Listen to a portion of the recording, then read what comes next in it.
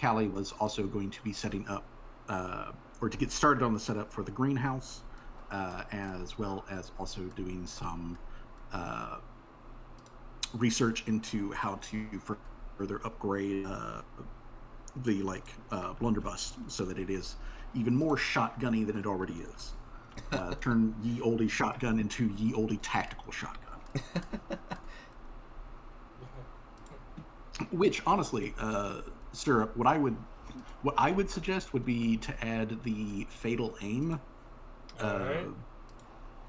Add fatal aim, and then maybe later on add on the modular stuff so that you can put different ammo in there. So if you want to put like an auto flechette, you can do that. Yeah, but I will do that then. But yeah, the fatal aim adjustment allows a two-handed firearm to be held underslung under one arm, so that you can have one free hand and still be able to pull it. But if you use both hands to aim with it, then it adds Bella Parker. the fatal. Thank you for the follow. I really appreciate it. How am I doing today? And, I'm doing good. Extra we are ouchies playing our Pathfinder 2E campaign. Alright, Thank you for the follow, and I hope you enjoy the show. Alrighty. Okay, so now beyond NPC interactions that are going to come up during the downtime, the one other thing during downtime that was PC specific that came up was that Jamal wanted to catch June at some point to just have a little chat with that. So all right. I don't imagine that June would be quite busy at the camp. Yeah, so to kind of set the stage, the party, after finishing up with stuff at the fort, so towards the end of the day, the party comes back to camp. Limping, Mr. Servos is sparking and rattling as he rolls to the gate. But he's still, Torque is specifically helping Sirhan, the one orc that you guys didn't kill because he was i.e. the one nice guy. He is still very wounded, however, and he needs help walking. So she's helping take care of that.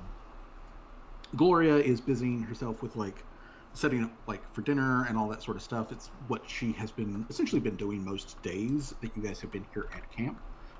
I wanted to point out that Gloria, when you guys are here at camp over the last 2 weeks in game time, when you guys have been here in camp, Gloria has been basically to keep herself from getting too overstimulated by company, has been heading out of camp frequently in order to do hunting, to gather basic supplies, those sort of things. Does not anyways.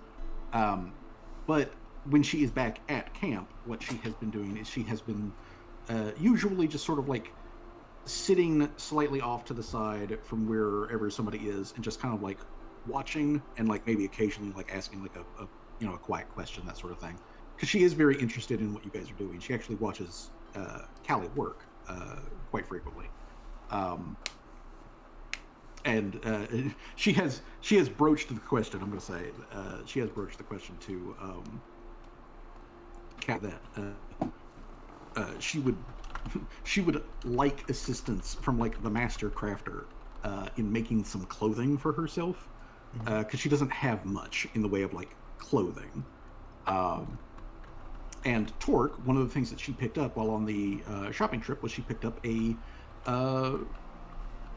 roll tape for measurements, so that she could get actual measurements for Gloria, so that when the next time she goes back into town, she can maybe find clothing.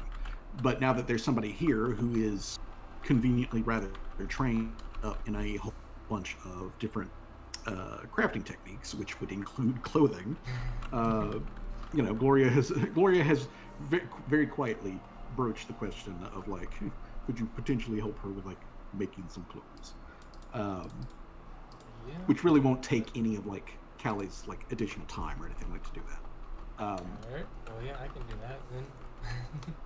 Excellent. And then Gloria will actually have pants.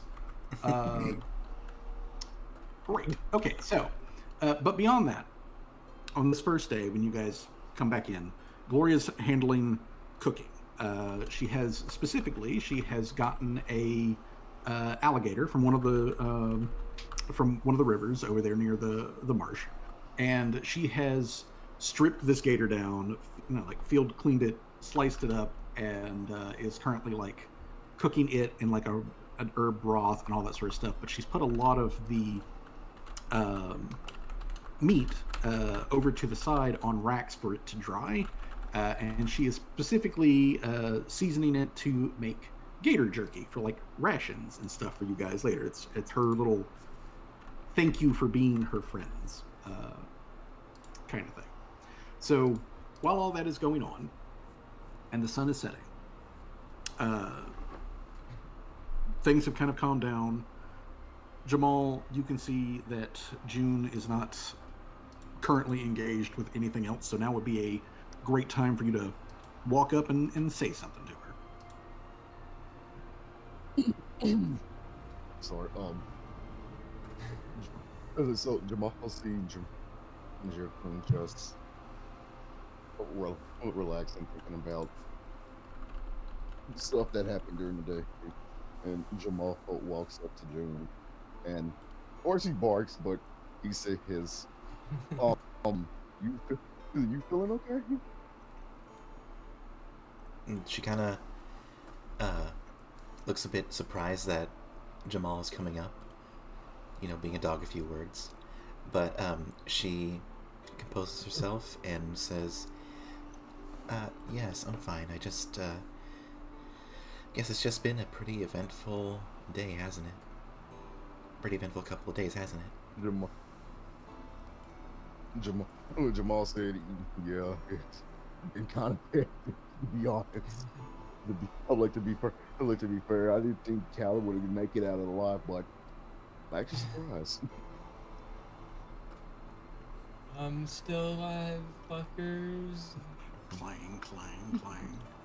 Well, but if Callie went down, then we'd all be in a bit of a pickle, because I don't think we can we pilot Mr. Servos? She kind of like No, she probably kind of like not. yeah, You she won't kind of be able to understand his language. She kind of like rubs her chin, or like just like like the thumb and pointer finger, on the chin. And just no, I don't think so. And as much as I think that Callie might be as much of a danger as any other creature we encounter, having her and Mr. Servos around does keep us a bit more safer. Yeah. Jamal then looked up to June and said that I didn't really wanted to like ask while we was in the middle of the thing, but you remember when we was fighting like the first group of them orc guys, and the one was like talking shit? Yes. What about it?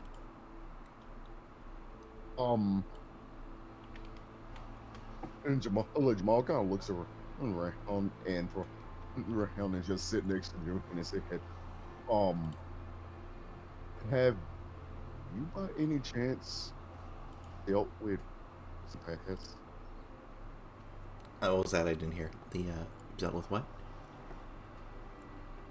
Jamal sat down and sat next to June and said, have you by any chance dealt with orcs in the past? Because you had like a weird resistant face of just anger while we was like dealing with them. More than usual, to say the least.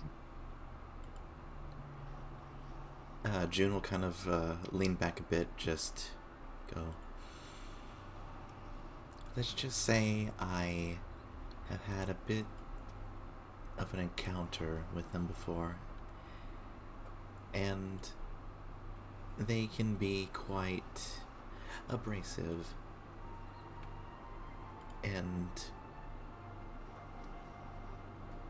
between the two of us, I would really prefer this if you don't spread this around to the rest of the party. And like she kind of like leans in close, like to kind of like, you know, emphasize that like she does not want Jamal repeating this. Oh wait, no. Wait, Torque did explain that what the word was, or no? Sorry. Yes, Torque did explain to the party at large that the phrases that were being like thrown around by in those couple of encounters are they are straight up slurs. Okay. Yeah. So Then they are very cruel, evil stuff. Okay, then scratch that. My apologies. It's just been a while since that encounter. My memory's out of a goldfish.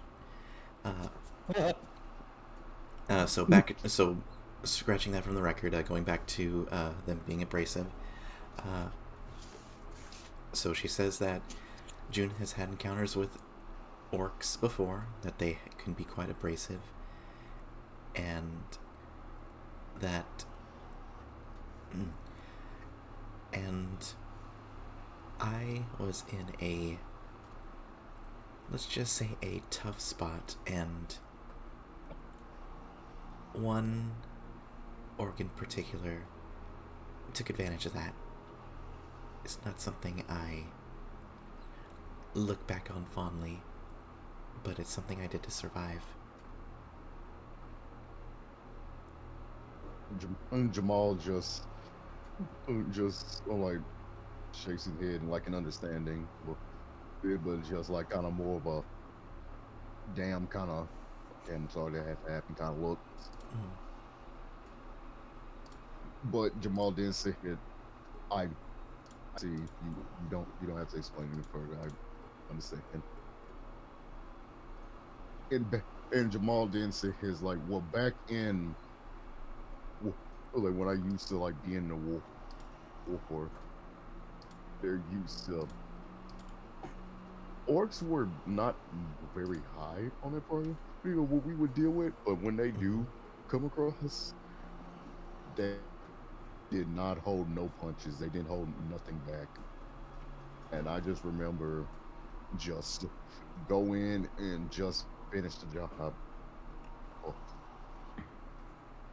But it was challenging to say the least. Don't get me wrong, but we managed to get through it. And from them days, I understand just what it was like. What, like what's big must come down, or and sometimes you just gotta look at you gotta look at the bigger picture instead of what's just in front of you. I guess that's one way to look at it.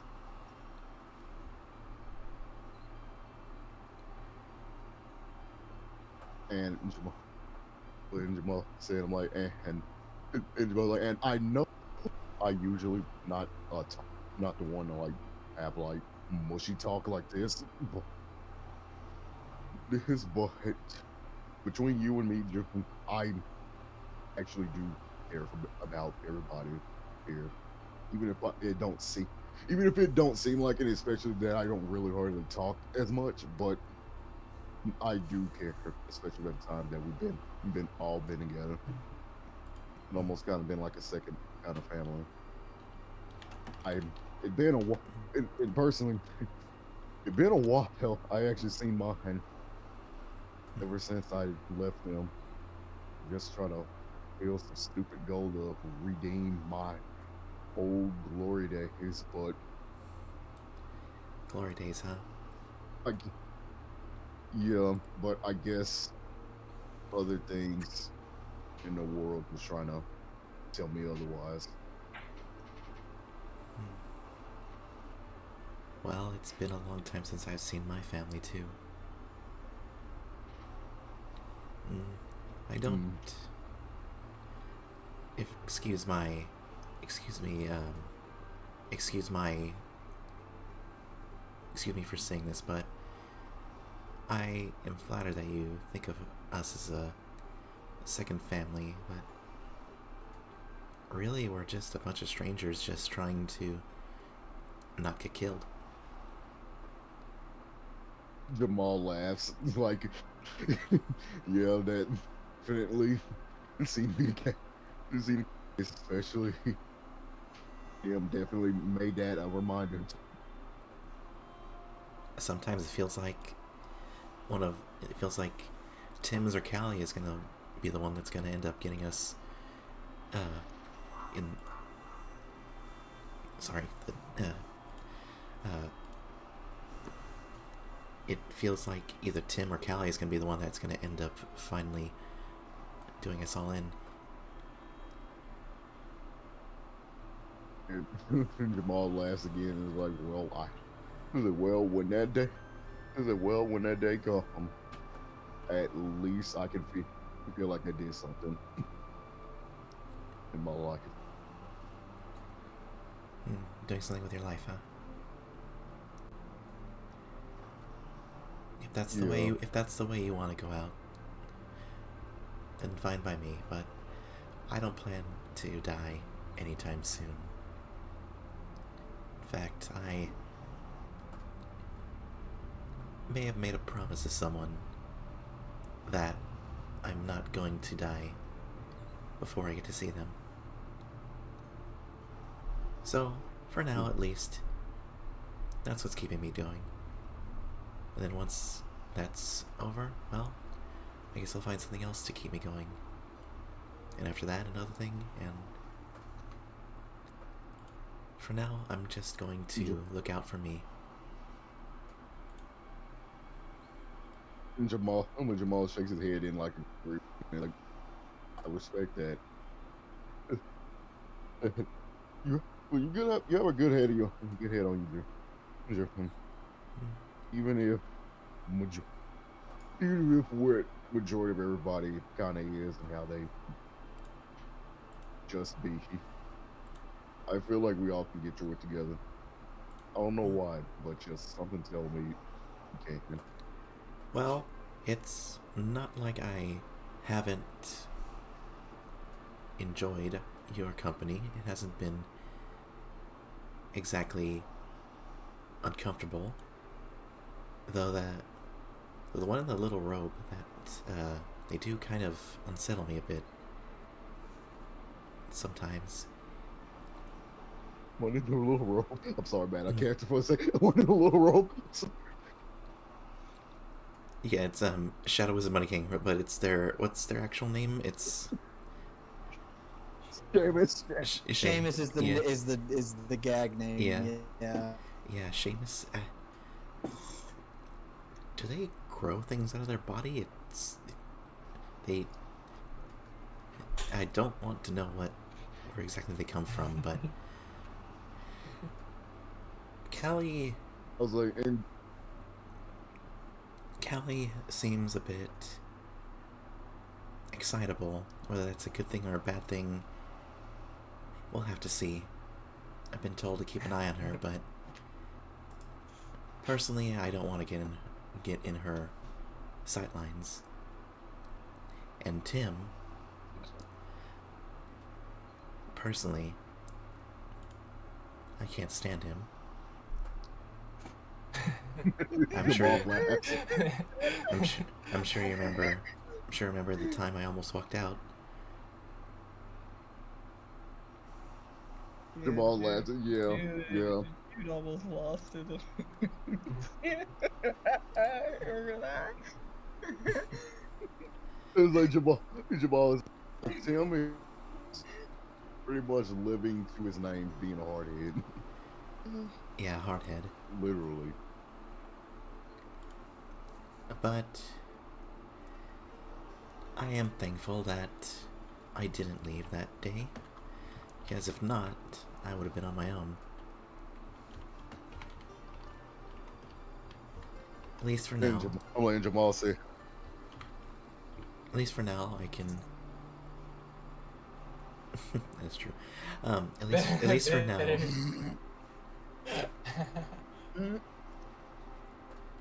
I can. At least for now, I can not keep one eye open at night.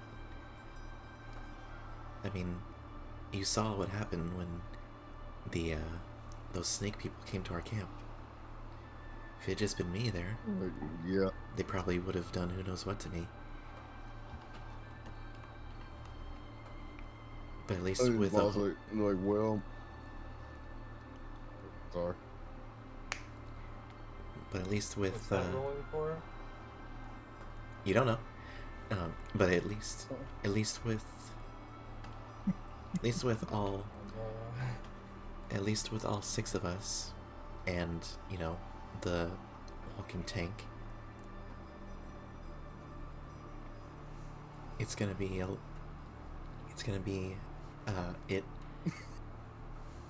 it helps me not worry too much, though the stress of Callie blowing us all up does kind of make it a bit more, make me a bit hesitate whether or not it's worth it or not. Jamal replies back in a second, like, yeah, but I would say with what? I would say with this, and it's strictly for what I am and for how I've been to the party. Always, I would try my best to protect you, Callie, everybody else as much as far as I can, because I originally just came join this party just and pretty much to have some money on some stuff, like get some money in like my pockets or something. Oh, me too. But it kind of slowly just became in, but it's slowly just becoming more than that. It almost like, especially like all the things that we did, kind of gave me a good like a good adrenaline rush, like just going for the kill. And like Jamal, like kind of, this is like one of Jamal's moments when he started talking about war. He kind of get a little into it. Like it just we're just enemies just screaming when you let's get close. June gets visibly especially with that June gets visibly uncomfortable. and she is gonna rip that coat, I'm like, then Jamal kind of looks up and see June. He's like, and Jamal's like, sorry, I war flashbacks. Well, I was gonna say you had a good head on your shoulders too, but it seems like you have a screw loose as well. Jamal, I'm like, Jamal, like, I'm trying to fix it. He chuckles and says, fix it, but yeah, but he said, but Miss June, don't worry about me. I'm completely fine. She gets like a sad look on her face and says, "It's fine. We all have to deal with what happened in our own way. Yeah. I hope you can find help with your problem. I'm gonna go and look for a solution to mine." And she gets up and leaves. Like the conversation, like she goes like to talk to Gloria, like see how the food is coming along. And I'm like, Jamal just sits there and just like, I'm like, this is exactly a reason why I just tend to be quiet. Well, that's good. So, yeah, this all in character. I'm not upset at anybody. I'm just joking about. I know Tim isn't here, but Tim getting dragged while Dangerine here. Mm-hmm. It's not like he wouldn't be dragged if he was here though. That's how you know we love him. But after conversation does come to an end, that specific conversation, and we go into the evening. It has been, generally speaking, talking about Tim. It has been Tim and Jamal who have been primarily on the overnight watch. Mm-hmm. Is that to be any different tonight?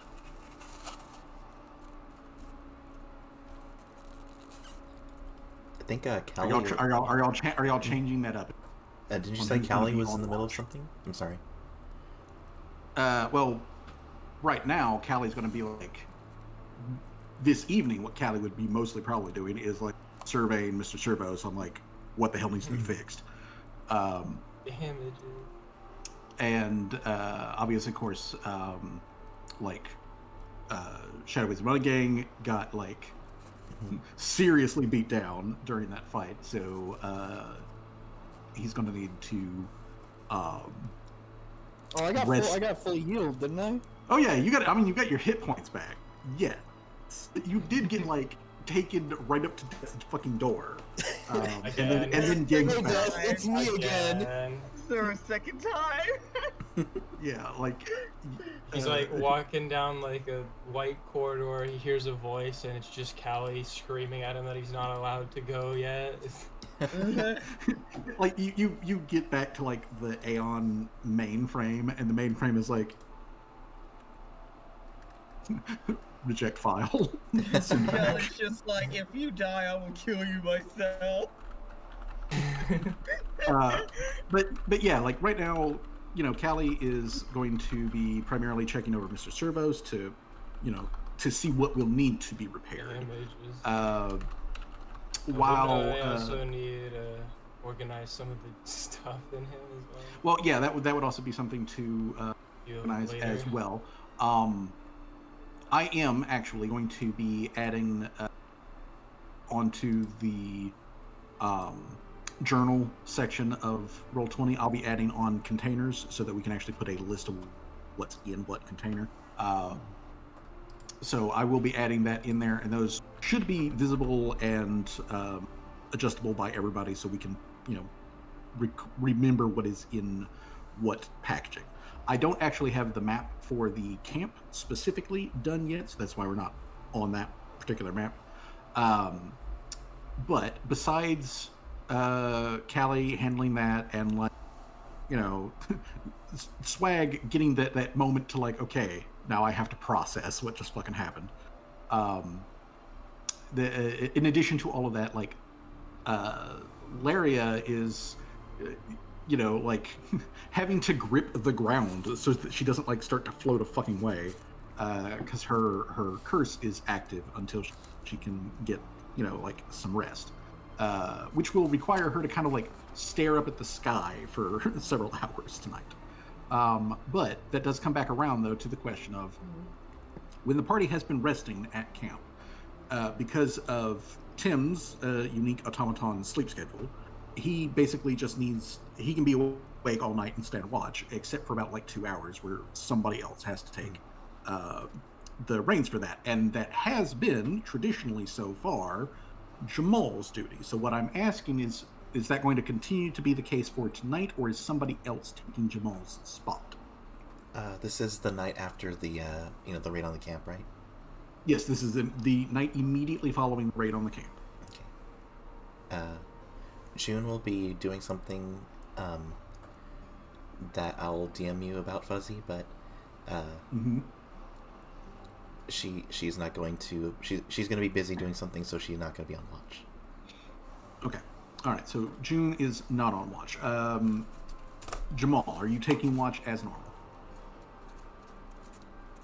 Like, I was like, Jamal honestly would take watch as normal, especially just the whole coming back and just resting, and pretty much really didn't do well. He did do a lot during that whole encounter, but it was like wasn't crazy. Okay. Nothing Then else. Swag. yeah. So I would like you then to make a perception check, please. Hey, I've made one for Tim made a 25. Very nice. If nothing else, Tim is extremely good at visual acuity. you can say that.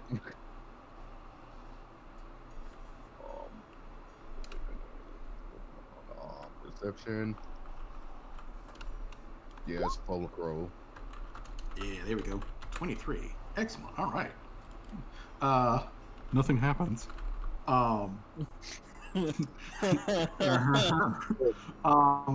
Actually, Jamal, while you are on watch, so like when after dinner happens and people settle down in the camp, you take a little bit of a nap essentially, and then when it is about time for Tim to have to take his shutdown,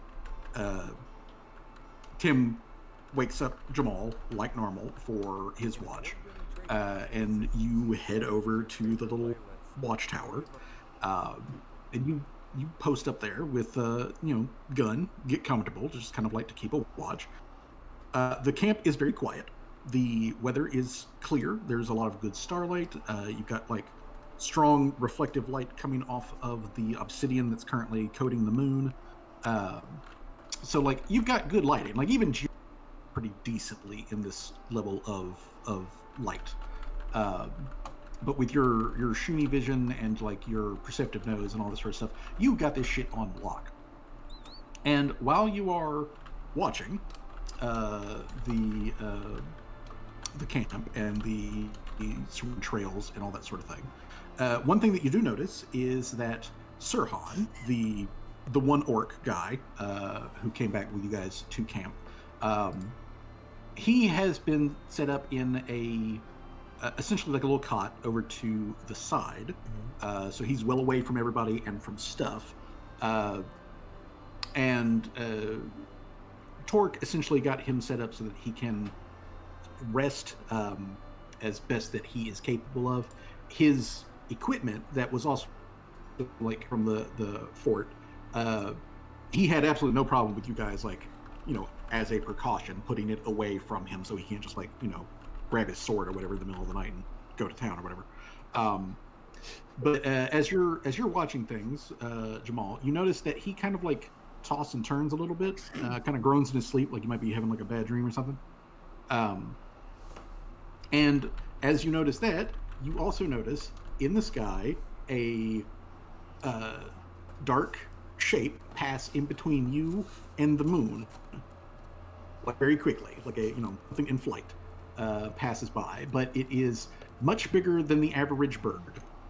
It is not as big. It is not as big as the eagles that you guys saw at Kadlaka's Grove. It's not that big, but it is still like it's bigger than you. Like it is significantly larger than you. It is not. It is not as big as like say Gloria, but it's bigger than you. It's probably quote unquote human sized. You say it's bigger than a dog? It's bigger than a dog. It's definitely bigger than a dog. What's the dog doing? So, but you see it pass in between you and the moon. It flips by, and then in the darkness, because it is difficult at range for you to track where this thing goes, you see it veer kind of like off to the west. And as you're just sort of tracking it, as it gets near out to where the pond and the marsh would be, you see the thing dive bomb into the canopy. And there is distantly a humanoid yelp. Oh, okay. Oh no. And then after like there's like a yelp and then like silence. And then like 30 seconds later, you see something rise up out of the canopy. Wings spread. These are feathered wings. Just FYI, they're not like bat wings or anything. Feathered wings spread, and then it launches itself back into the sky, and it then starts flying northwest until eventually it leaves your sight range. But that happens at roughly about 2 a.m. Otherwise, nothing happens during your watch period. Jamal be concerned. Real all he can say. I'm going to assume that like you alert Tim when Tim reactivates, that you tell him what happened before Jamal goes back to sleep. Yeah. Jamal was like, tell him, was like, I don't know what I saw, but I guess I saw some type of bird, and it might have attacked some nearby folks or something. I don't know. You might want to keep watch on that. Tim gives a NPC thumbs up that we do that. Let me roll another perception check for Tim for the rest of the night. All right, for the remainder of the evening, that's Tim's perception check. All right, okay. All right, good to know. Okay, so the sun rises. Everybody wakes up like normal, so nothing else weird happens. And the party essentially begins to go out, proceeds with the beginning of their day, handle daily preparations and all that sort of stuff. I do want to make one aside here, that speaking of daily preparations, given how prevalent firearms have become with the party, and this is just a minor thing, but what I want to do is I want to say that, like, when the opportunity presents itself, I would like for everybody in the party to pick up a gun cleaning kit, so that during your day preparations you can clean, maintain your gun, so that you don't have to worry about a misfire chance. Because that was a big deal that happened with the orcs. Yeah, we saw what happened with that. Kits to keep theirs clean. Yeah, and if you have a misfire, if a misfire happens, then either one or two things happen. Either the gun just simply jams and nothing happens, or the gun explodes and does all of its damage to you, and also becomes broken. Yeah, so that orc did not have a good day. Yeah, that guy did not have a good day. Cobbled weapons obviously have that as an effect that happens all the time, where they could just misfire. But other regular firearms just need to be cleaned once at the beginning of the day when you do your daily preparation, and that requires a firearm cleaning kit. So once that becomes something everybody in the party can pick up, I would like everybody to do so. And I just wanted to mention that in case I forgot it by the time it comes up. But anyways, the party finishes their daily preparations for this first day, which is the 21st day that the party has actually been active. It is also effectively September 1st in the game time calendar. It is September 1st. And roughly about 9 a.m.,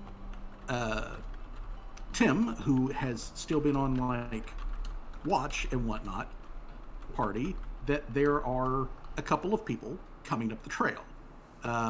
He says that it looks like there is a human and a smaller person, probably a halfling, that are approaching. They've waved and whatnot to like make clear that they are approaching camp. He says that the human looks like that blind man that the party met on the shores of Lake Felap, the guy who had the capybara, the seeing eye capybara that was helping guiding him along. But there's also a halfling woman with him. And they come up to camp. They come up to the gate, and you guys have the man's name. His name is Trastram. He is still very clearly blind. He has the capybara on a leash with him, but he also has a halfling woman who is there. She is clearly not blind. She is a middle-aged woman. She's very clearly a imperial halfling, primarily due to the fact that like she wears shoes, and she has all of the like same coloration that you see from imperial humans. She has kind of like a sort of like a dirty blonde hair color, and a reasonably tannish complexion and all that sort of stuff. But the human guy, his name is Trastram. He is a blind man. He was blinded, according to him, due to a curse that he suffered years ago during the war, and it has wrecked his eyes. And it, because it's a curse, it also like scrambles visual information, so he can't even like get his eyes regenerated or anything. That still wouldn't work. But he is a mage of some skill level. He is an older gentleman. He's probably like in his late 50s, maybe early 60s. The halfling woman with him, she looks like she's maybe. But they come up to the gate, and they again they're waving their this whole time, and Tristram calls out to like the camp, and he just says, "Hello, I hope you don't mind a visit. I'm here with Doc Button to to congratulate you on the whole affair that happened up there with the fort and the Bakken forces that were holed up there. Do we have permission to enter camp?"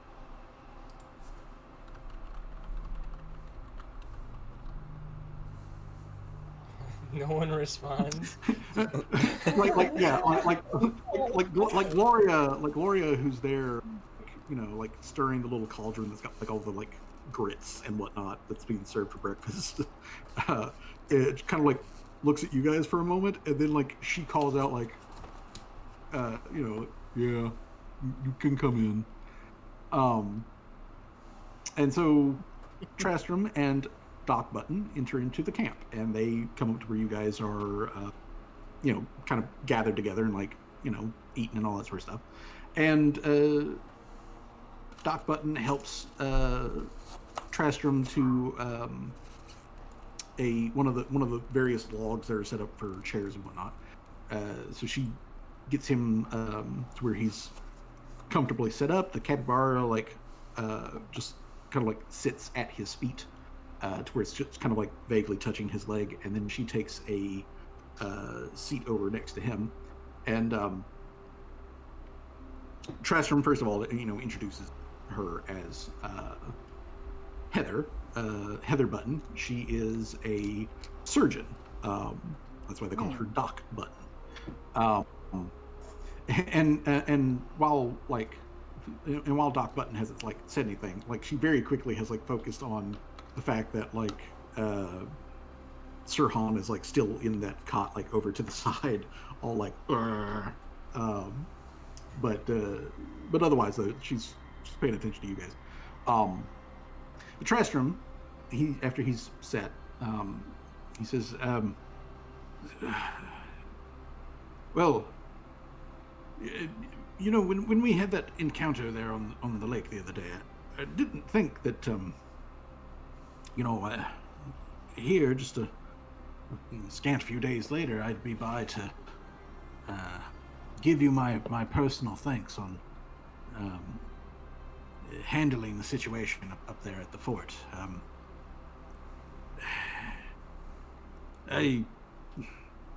Honestly, I guess.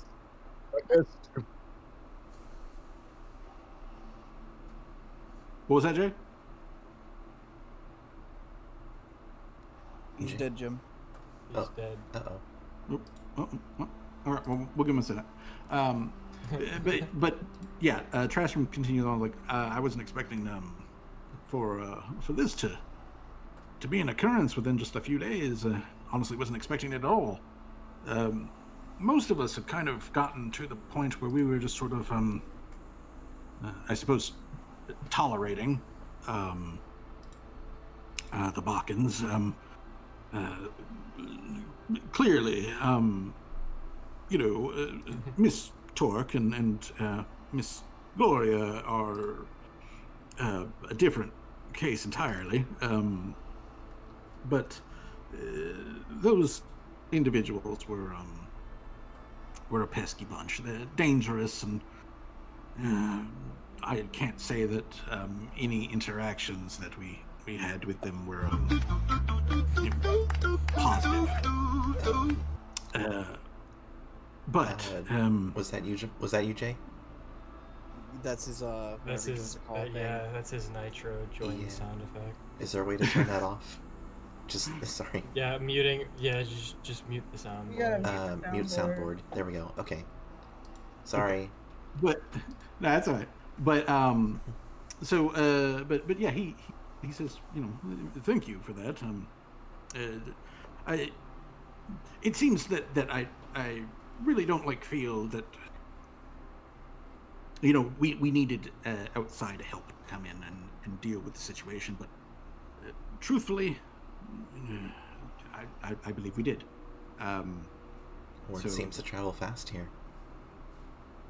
Well, I mean, they I probably heard just the heard the explosion. Yeah, Yes, I was about to say, they probably heard just heard multiple all the explosions. explosions. I heard multiple Funnily explosions, enough, actually. Funnily enough, was it my fault this time? Which I recall that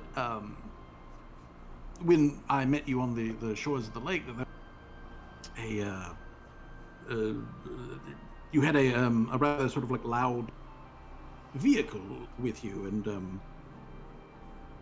it didn't occur to me at the time, but back in my days with the military, before I had lost my sight, I remember the large war machines and constructs that were used in battle, and so if that's the particular sort of vehicle that you actually command, I'm glad that you had one, because it required something like that in order to deal with the fort. Our good friend Masi, he's a smith, catfolk, a very nice fellow. He was probably the one who lived closest to the fort, and after the explosions, he came round over to my place, and he let me know that he had scaled a tree, essentially, and just looked out to see what was going on, and he said that the fort was on fire, and there was quite some action going on, but he didn't see any really large military forces or anything like that. So we put two and two together, and it was it's probably the strangers that I had met on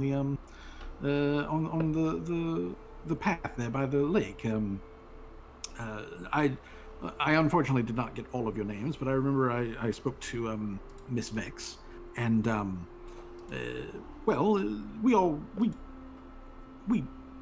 spoke. I mean, the homesteaders, we sort of got together and to discuss the situation, and everybody is this being a very positive thing for the area. So we wanted to just, first of all, to congratulate you on a job well done, which we did not even ask you to do, but we will definitely benefit from having that particular thorn in our sides removed. And since we are benefiting from it, it was also generally the consensus that we would offer to you our services,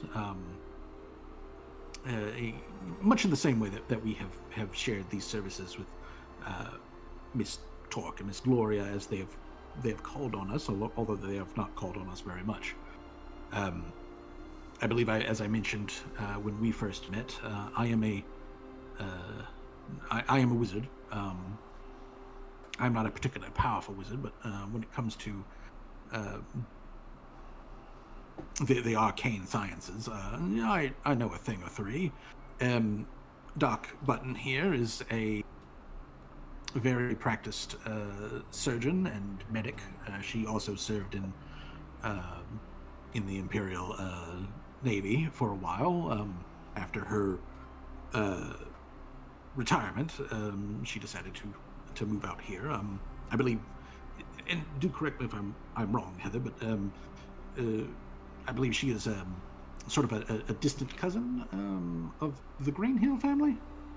And Doc Brown or Doc Button, she nods and she says something to him in Halfling, which Tristram replies to in Halfling, and he kind of nods. He's like, yes, and so that's why Doc Button's out here, and she also mentioned that she noticed that there's an orc fellow actually here that's quite wounded, and I don't want to make any assumptions, but is this individual a prisoner of war, or if you don't mind my asking, what is the situation with that? He honestly does sound like he's in a bit of pain. We don't know. The situation is a bit more complicated than that. It's, believe it or not, we didn't actually blow up the place. The orcs seem to have been stockpiling some sort of volatile substances. Fortunately, we didn't really get to see what it was, but in the ensuing scuffle, there was a goblin with a torch that, when they keeled over, they set their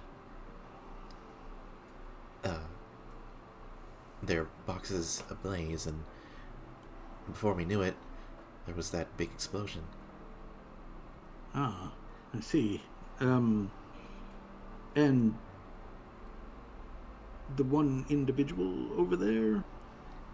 They are... what was the name of the orc again? It was Sir... Sir Han. Sir Han. They were actually a prisoner of the orcs, if you would believe us. Ah, well, while I have never myself had an encounter, I have heard from, I believe once before from Miss Torque, and I believe I've also heard from Massey and Mr. Barrick that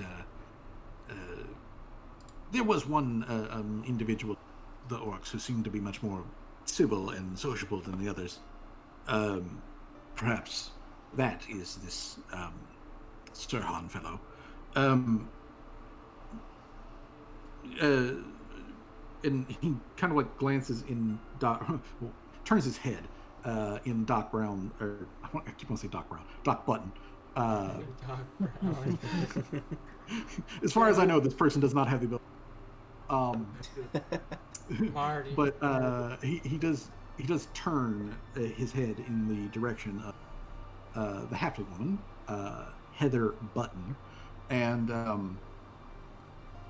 then she speaks up in common, and she asks the party if you guys are okay, if she could just give him sort of an examination. She does not feel good knowing that there is somebody who is wounded over there and is not currently receiving medical treatment. So do you guys mind if she goes over there? Don't mind at all. We'd be happy to have the help. The whole time the actual medic was sleeping.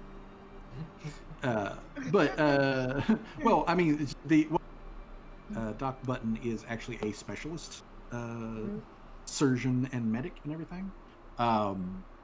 So basically, she can take some of these abilities off of Lyria's hands for keeping everybody healed up and shit.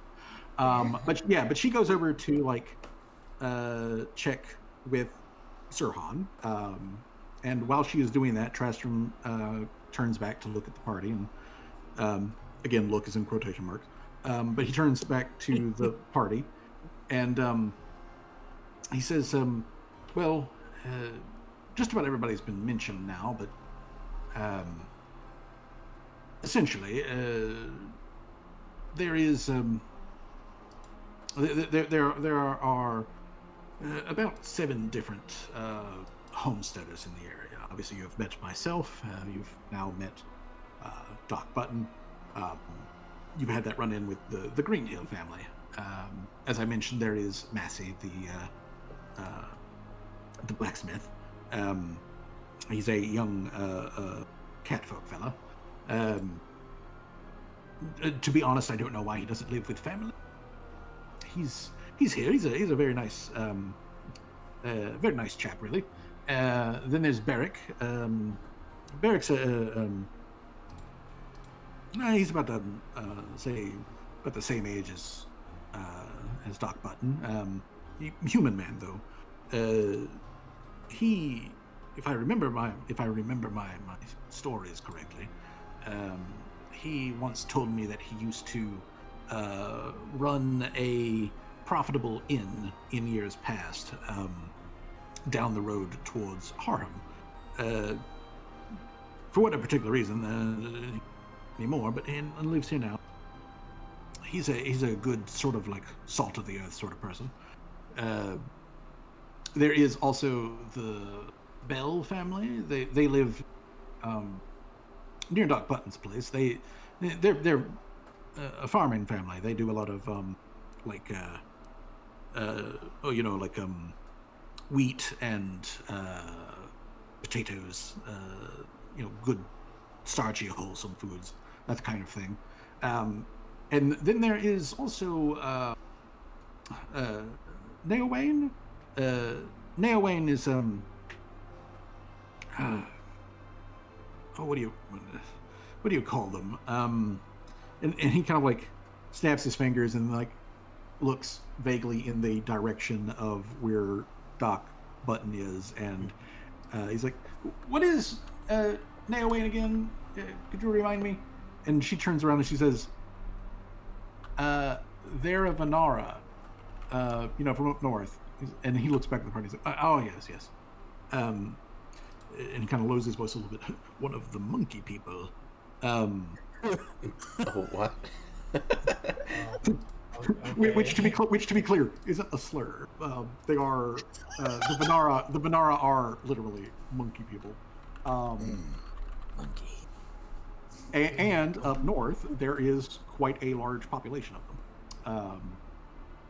They live in a different country than the Empire. Although it would only take you like technically like a week to walk to the border, so it's not like that really that far. But they are a Vanara. Trastram lets you guys know that they grow fruit trees. So they have an orchard that they take care of. So they are an orchardist specifically. But yeah, so essentially he just gives you the lowdown, what the other people are here and what services that they can provide. And he also lets you know when they had kind of like briefly all gathered over the Greenhill family's like farm the other day while fort action was going on, that they had all like talked about like Trastram and Doc Button coming over here to like talk to you guys, and assuming that you guys were cool with it, what they would like to do, and to be clear, by you guys being cool with it, it's more like is Gloria cool with kind of like the group of the homesteaders coming to the camp to like prepare like a big meal and whatnot for everybody, so that again you get a personal meeting with all of these individuals, and like just share food and community with them, essentially, because they all wanted to give you their thanks for taking care of a huge ass problem in their backyard.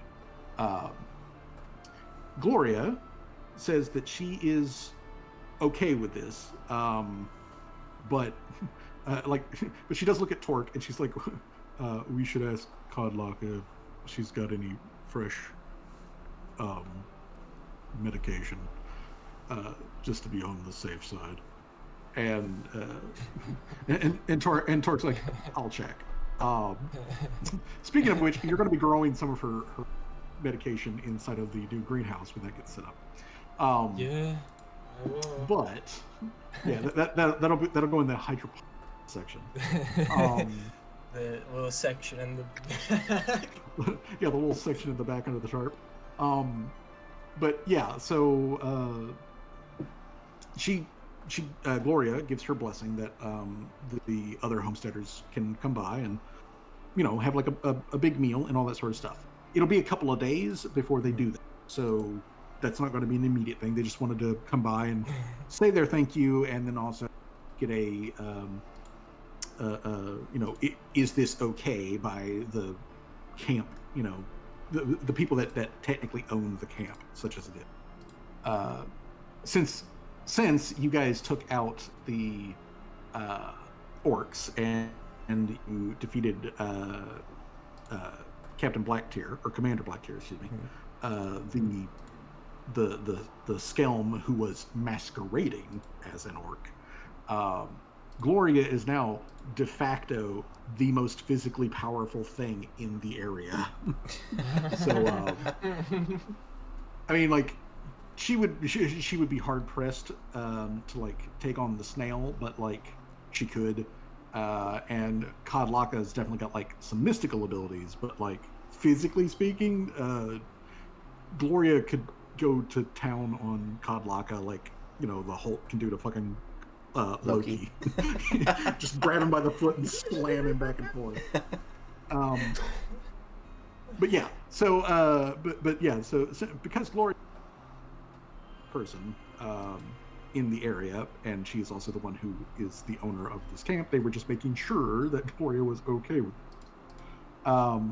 But they're there for probably about an hour, and then at the end, Doc Button comes over to the party, and she lets you know that she's checked out Sirhan. He's not really an imminent danger of like death or anything like that, but he has several broken ribs. He's probably got bruised lungs. He seems to be breathing okay, but it's otherwise causing, and he has a bunch of other minor fractures, bruises, and all that other sort of stuff. This is going to take time and actual care for him to get healed back. She did also spend a little bit of that time talking with him because he was conscious, and she can confirm that he is not an asshole, and he's very glad to be alive, and not back there with the other orcs and everything. So she asks permission from both Gloria and the party if it's okay for her to come by tomorrow with some actual medical supplies to get him set up for him to begin actually healing from his injuries and whatnot. Gloria is again, she's okay with this. Is the party okay with this? Torque is being quiet about the whole, but everyone can quite easily tell that. Everyone can easily tell that she's what? She's paying very strict attention what you guys say as far as allowing perform care for Sirhan. She's not putting in her opinion. Okay. Callie might need a checkout. She's got eating. I mean, that is also something else that Doc Button can do, is she can give everyone else a I need a checkup. Need a medic back. Need a medic. Okay, so then Doc Button will come by tomorrow to do that. Okay, so as we otherwise come to the end of our first downtime day, let's go ahead and take care of the crafting checks. All right. All right. Okay. So, Oh what yeah, was I the did what say I was wanted the to. Craft the soccer ball. yeah, Yeah. Yeah, I you wanted to craft a soccer ball. So I'll need a craft check from Shadow Wizard Money Gang for a soccer ball. Based. There you go. You put together all of the stuff. I'll need a craft check from Callie, which, to be specific, on this first day, what was the first thing that you were doing as far as For downtime, I wanted to repair Mr. Servos. okay, so I'm trying Mr. to repair as much health as possible. Okay, are you also going to reconfigure Mr. Servos's modification loadout? Because you can do that at the same time. I might figure it out. Okay, so you figure that out, but they need a crafting check from Callie in order to repair, and there we go. Good enough. Okay, so that takes care of the first day. We go into the second day. So, Okay. second day of time. Dan's not going to actually show up until the how- evening. How much So- HP would I bring back for him as well? Let's see here, Mr. Servos. Let me bring up his. He's at like 14 hit points without. Yeah, he is at 14 of 36. Let's see here. Let me check with. Let's see here. Would using the repair kit, Well, I mean, you'd help have to. in- I mean, I mean, it's part of the deal.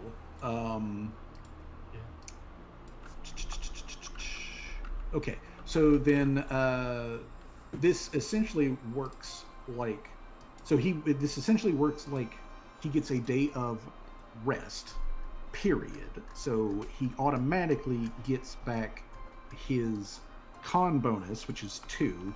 He automatically gets that back, so he automatically goes from a 14 to a 16.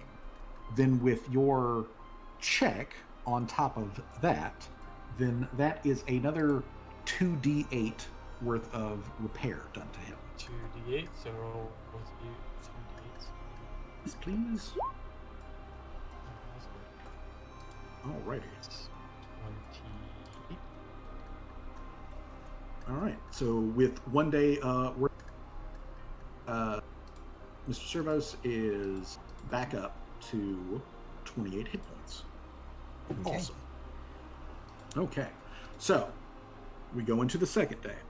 I can already report for Tim and Jamal on watch. Nothing happens on this particular night.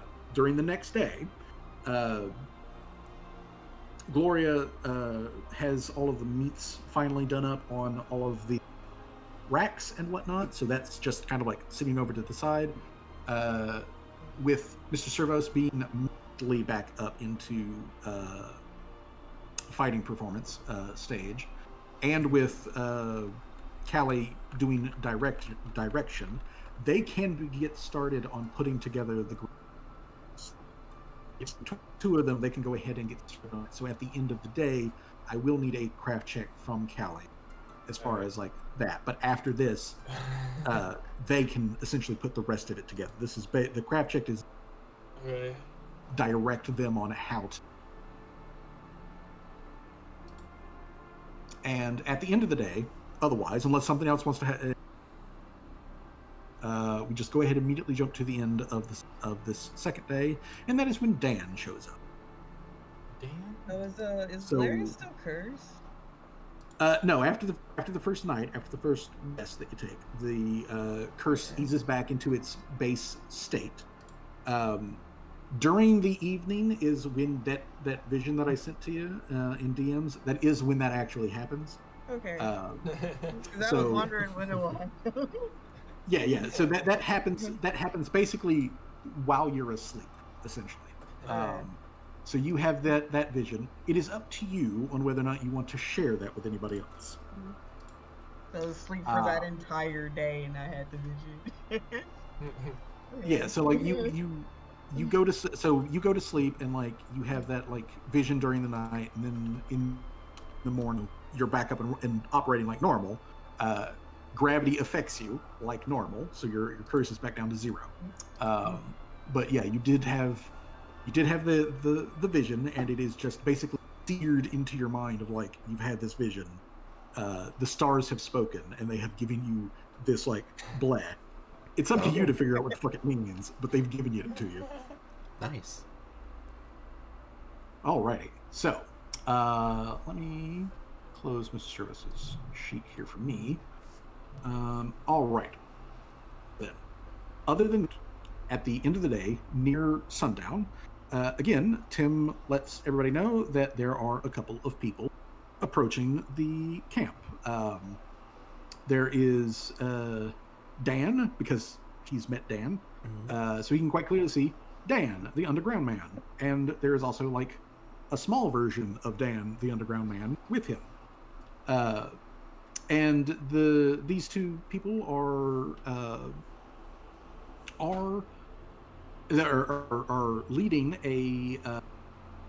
leading a pack animal of some variety, which nobody here is familiar with. But they have a pack animal that is loaded up with like crates and stuff. That, for all intents and purposes, like it looks like a just absolutely enormous gecko, like some sort of like reptilian thingy, and it is loaded up with crates and boxes and all of that stuff, and comes up to the gate of the camp and waves up at Tim and is like, "Hey Tim, I told you I'd be by in about a week. You guys got, like a few minutes to chat?" Oh yeah, absolutely. All right. So Dan and his son come into the camp. Now that everybody is getting the opportunity to meet Dan, Dan is what is known as a Caligny. Calignies are, you can think of them as kind of like as magical, essentially.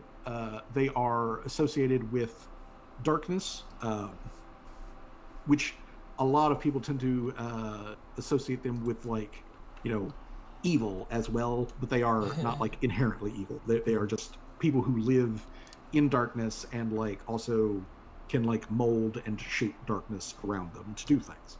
But Dan is, for all intents and purposes, just a commoner, essentially.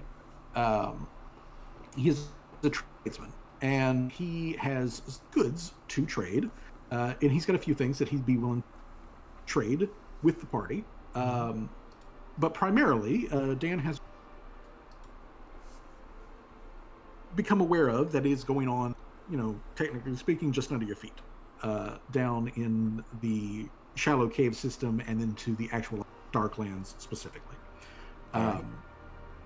So, before we talk about trade stuff, Dan lets you know that the last time that he spoke with Tim and Shadow Wizard Money Gang, and that he had mentioned about like seeing the serpent folk moving around, and Dan makes it quite clear that that he and the serpent folk do not get along with each other. Like, they are not friends by any means.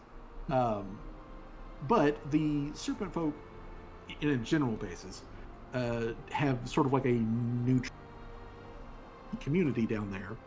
So they do occasionally, like, but mainly it's just so that they can kind of like move, mostly unhampered through the various cave systems and stuff like that. So that's why they keep a generally sort of neutral alignment. But they are by no means friends, and they are by no means nice and or good people. Although I suppose technically there could be good serpent people out there. It's just Dan has never in his life met any of them. Anyways, Dan lets you guys know that there has been an exceptional amount of serpent folk movement down in the dark roads over the past like several days.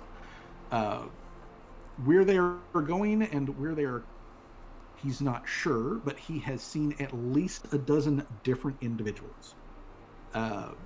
Just kind of like, passing by, in a cave. Like, they don't even wave, like when they're passing by in a cave. But he has heard them kind of like chatting quietly amongst themselves, trying to overhear them. But he knows that they have hired the poacher. And The poacher. this is probably something that you guys need. The poacher. Well, that's what he's called anyway. He's called the poacher. His actual name is McLeach. McLeach. Yeah, his actual name is McLeach, and McLeach is a Trollsch, like Gloria. But he's called the poacher because he gets hired to hunt down dangerous beasts and to like take them in. It's just that sometimes beast is in quotation marks. Because sometimes it's not beast by type, sometimes it's humanoid by type. And he's known to be like particularly vicious and cruel. But he's a big, tough guy. Dan's never met him, never even seen the man, but like he's heard tales. He's well known amongst the Darklands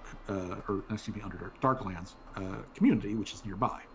As a matter of fact, he actually has a bounty out in Vault Chamomile. So Is a bounty on him?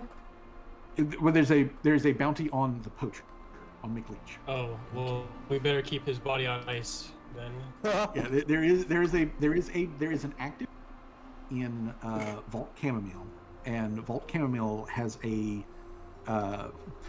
active bounty of 300 gold pieces to Oh damn! anybody. Yeah, no, he's to at the top anybody of the who hit brings list now. To anybody who brings the poacher to them, dead or alive. All right, well, I'll put him in a sack then. But yeah, so that's something. They've hired him. Dan does not know why they have hired him specifically, but considering all clues, that might have something to do with you guys. Maybe. There have been serpent folk who have both come and gone through the entrance that he is that Dan lives at. Okay. So they have come back to the surface, and they have come back from the surface in the meantime since the last time you guys encountered him. So they have been up and down during that time period that you guys apparently have not. Well, they seem to be preoccupied with something else and not us. That's good news for us. Yeah, they're definitely doing something.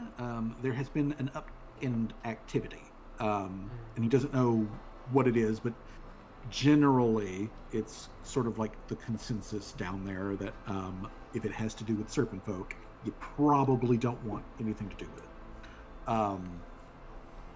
But he mentions the fact that part of the way that he even knows all of this is they're very distracted with something, because 9 times out of 10 they tend to be disguised as like not serpent folk. But this time they haven't even been maintaining the disguise, so they're definitely distracted with something. But either way, besides all of that though, he wants to let you guys know that he's got a few goods here that he has as open trade stuff, and if you guys want to like take a look at it and like maybe dig out a price or trade for something else, he'd be more than willing to sell for that. He's got a lot of other stuff here that are already things that he's essentially purchased for the homesteaders that they placed orders with him before, like previously. So he's going to be walking around tonight delivering this sort of stuff. They're a courier, more or less. Yeah, he's a courier, middleman, like sort of thing. Basically, they place orders with him down to Vault Chamomile, and will purchase stuff there in the vault and then come back and bring it to whoever ordered it. And then he takes a little cut as his finder's fee sort of thing. Yeah. But he also has his young son with him tonight because he is essentially he's teaching his son this trade, and he also wants his son to not be like scared of surface folk. So it's a good idea that he has the opportunity to meet other surface folk. And he chose to meet up with us first. Well, I mean, what better way to get a odd selection of what surface folk are like than a weird ass adventuring party, you know? Yeah. But yeah, so his son, whose name is Garf, is probably like 8 or 9 years old, assuming that they age similarly to humans.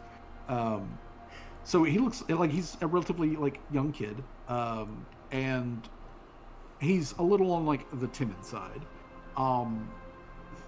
However, like as you guys are like talking, he does notice like the soccer ball like sitting over there, and like he keeps making eyes. Don't do anything, but he keeps like looking over in that direction while the adults are talking. Oh, the one Shadow Wizard crafted. Yeah. Oh, I think I'll have Shamasil go up to what was his name? Dan, correct? Dan. Yeah. Yeah. I'm gonna go up to him and be like, "Here, I know you said not to worry about it, but I decided, what the heck, I owe you a soccer ball anyways." Oh, well, thanks, man. I climbed all the way down to the bottom of the shaft to see if I could like find where it had went, and I couldn't. But like, I thought maybe it had like bounced underneath one of the mushroom growths or something, and I could not find it.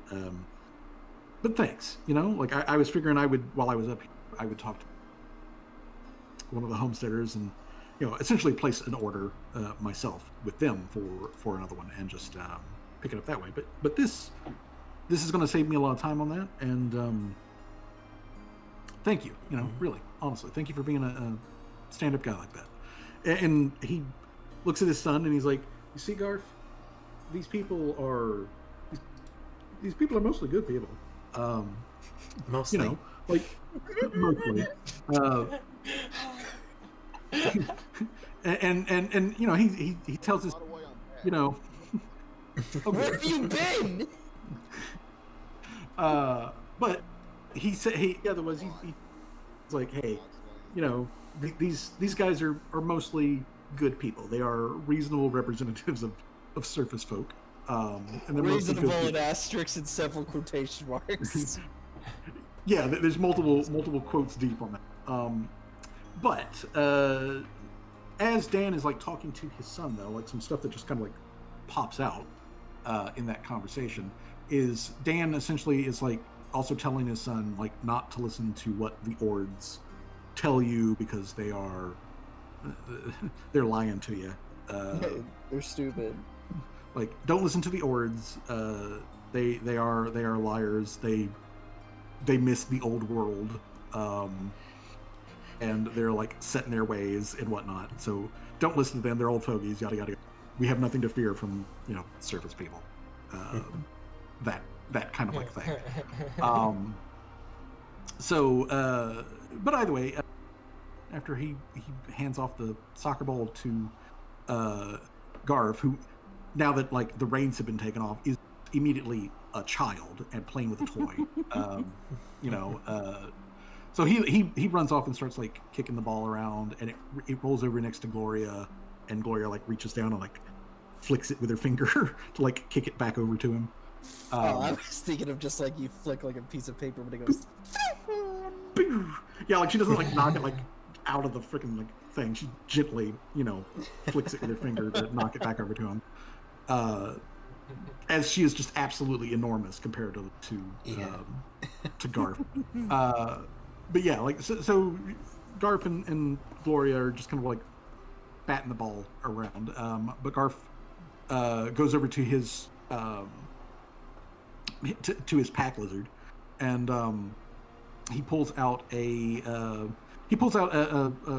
crate, and he's like, "This is the sort of like free stuff that I've got floating around at the moment. If you guys want to do like some trade." And basically, what he's got is he's got some goods that come up from Vault Chamomile, and he points out that on each one of these little things, like who, and there's a marker. Like he points out the one, the caverns, which are sometimes called dark elves. They handle all the like food stuff. So like if you're down there in the high dark and you eat something that you didn't bring with you, like 9.9 times out of 10 grown in one of the vaults by the cavern elves, and was then dispersed and all that sort of stuff amongst everybody else. They handle all that sort of shit. Interesting. But they also do like a lot of like alchemical and magical goods. There's a couple of minor mechanical stuff that he says, and with one of them he holds up one that's like, it's got this mark on it. It was made by the Morlock. They're really good like tinkerers, and Can I do an appraisal of some of these items? yes, you can. But he says that the Morlocks, they're pretty good tinkerers, and they're, how do I say this politely? They are a bit grabby with people. They have let's a troubled past when it comes to like personal space and personal autonomy. So if you find yourself in like a Morlock community and whatnot, keep your hands to yourself, because they might just take them from you. But yeah, but otherwise, if you're down tech related, Morlock's got you good, and and Dan says, like, one time I was down there and I saw a thing that Morlocks had put together, and he points at Mr. Servos and he's like, it's a lot like that, like that big, and but it had like, and there was like a Morlock guy on the inside, and he was like piloting the thing. So yeah, they're real good at it. I'm just saying that they get a little snippy with your Sounds like digits my and kind whatnot. of people. But yeah, he points out that they are that, and here's a. If you see something with this mark on it, it means Morlocks. So mark for dark elves, mark for Morlocks, and he's What, they cut out? pretty rare. What? Well, he's got one other item that and it's got a stamp on it, and its stamp, he says, is for the Duergar, or sometimes they call them the Dark Dwarves, and they're from like there's the vault that has like a large population of Duergar way off to the south. So like this thing has passed through a bajillion hands to like get to here. It may honestly be more than a decade since it was actually crafted. But if you see that mark, Duergar. I've only ever actually met a Duergar one time. He seemed like a reasonable chap, but I've heard stories, but I can't tell you if they're like true or not.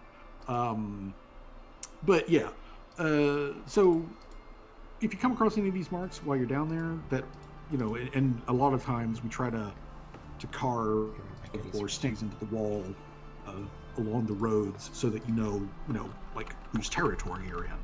And that's just handy information for when you're navigating.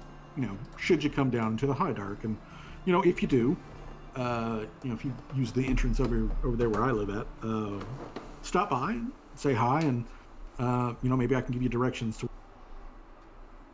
Because like if you're going to to Vault Chamomile, which is the biggest settlement of any sort of like note for quite a ways. It's going to take you about 8 days to like get there from here. So Oh, good lord. it's a long way, and there's a Damn. so if you decide to go down there, just hit me up, and I can hit you up with a guide. But anyways, as far as stuff that he has to trade, he has several alchemical items and a couple of advanced like Morlock tech stuff that he Warlock tech. can. Morlock Oh, tech, not Morlock. Warlock. Morlock Oh, tech. Morlock. What Yeah, are the so- this advanced tech do? He's got a scope that can be added onto For, like, a. Specifically, it's a scope for a crossbow, but yes, it can also be put on a gun. Oh, well, that would be a good thing to probably have. He does have one of those. Let me specifically tell you what the price is for it.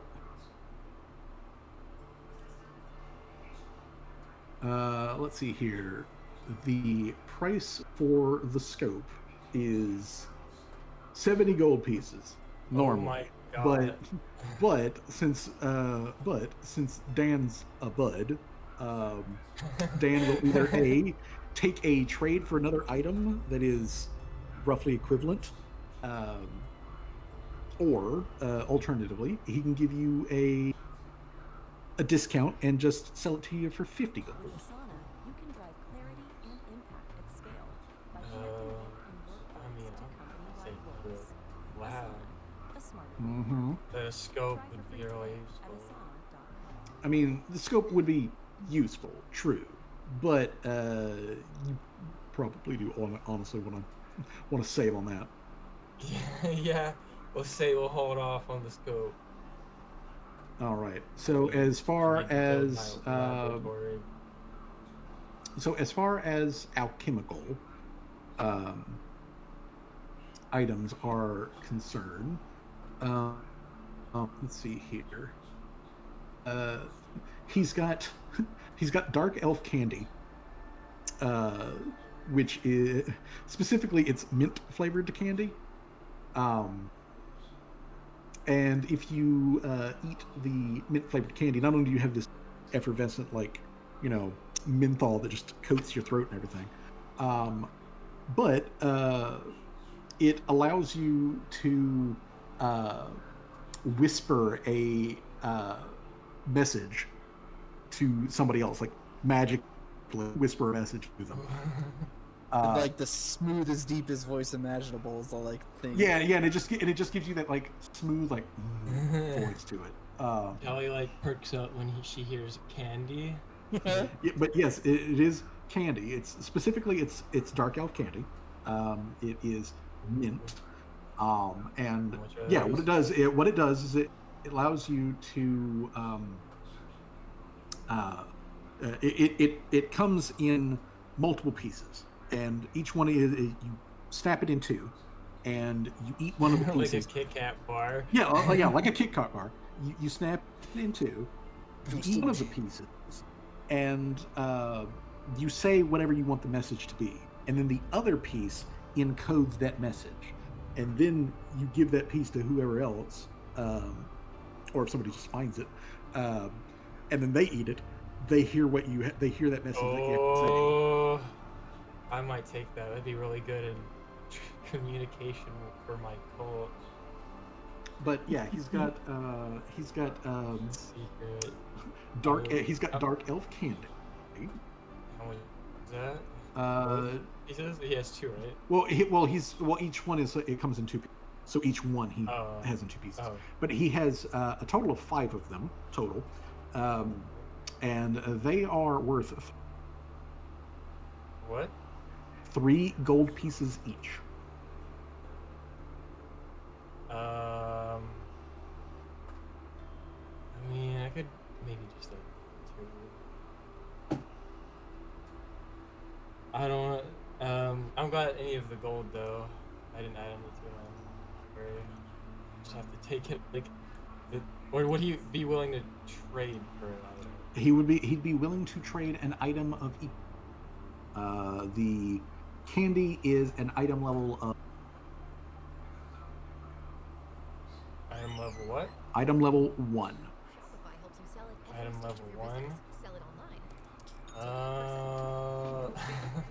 million orders big.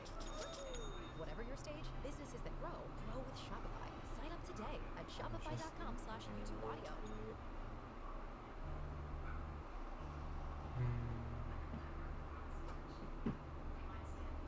You do be thinking. I do be doing the I do be doing the big thing. Big thong. Big thong, yes. Because I would like a couple. I mean, I might.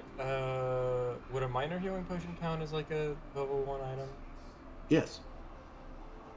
Then I'll get one, I guess 1 candy for one. Would it be equal exchange, or would a 2 be more equivalent since it's a minor healing potion? It would be equal.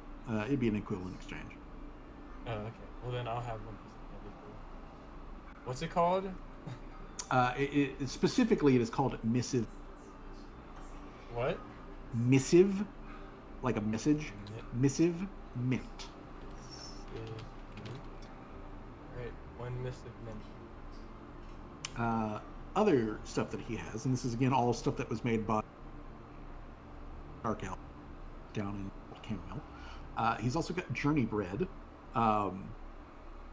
Journey Bread is essentially super rations. It's it's a really fucking ugly looking piece of like fruit cake, essentially.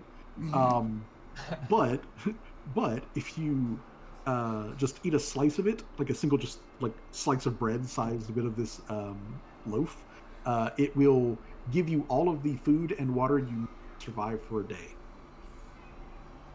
That'll Question, definitely be handy. Would he, does he have the recipe? He does not have the recipe, no. But if you'd like to place an order for it, I will place an order for Journey Bread. all right, then Dan whips out his a little book, writes down Surface Camp, Miss Callie, Journey Bread recipe. All right, so That's 1 gold, right? that'll be a gold piece to place for Alright, the. I'll give him 10 silver then. I Alrighty. got no gold pieces. I'm down to 5 silver pieces. Okay, he also has It's- he also has a vial of like spores, like mushroom spores, which it has a little like symbol on it. He's like, if you when you're in the Darklands, if you see this symbol on here, it means poisonous. So like, watch out for these. But like the Dark Elves, they will collect the spores, and if you put them in a container and like you suck all the air out of it, they will just sit there inert. But as soon as you add air, usually by breaking the container, they will suddenly bloom, and they are poisonous to practically anything that touches them. So don't break it anywhere near your face. But he does have a basically on there as well. Let's see here. What was the other thing they had on here?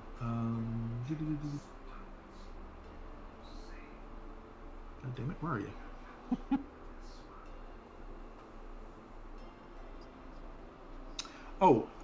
He also has on him a antidote specifically for pox plague. Pox plague? Pox plague. It is a disease that is caused by mycelinoids down in the Darklands. The reason you would want to have an antidote for it is because if you die from the pox plague, or if you die while you have pox plague, in a couple of minutes, your body will rapidly decay, and then a new myclone burst out of your corpse. Oh shit. Oh shit! Real alien shit. I like that. Yeah, it shit. is some real aliens shit. So, should you or a friend pox plague, you're gonna want an antidote. I assume he doesn't have the recipe for. Unfortunately, no, pox he plague. does not. He does not. But if you would like him to get that, again, he can get that recipe for you. How many? How many copper is 1 silver, by the way? 1 silver Is it is 10? equal to 10 copper. Oh. So 100 copper is 1 gold. I mean, I have enough. If I take all of my copper and all my silver and put it together, it'll make 1 piece of gold. 1 gold to buy a recipe. Yes, I will put that down as well. I mean, All right, then. it's just useful. It is. I am It's down to extremely 5 useful. I am down to 5 copper pieces. Excellent.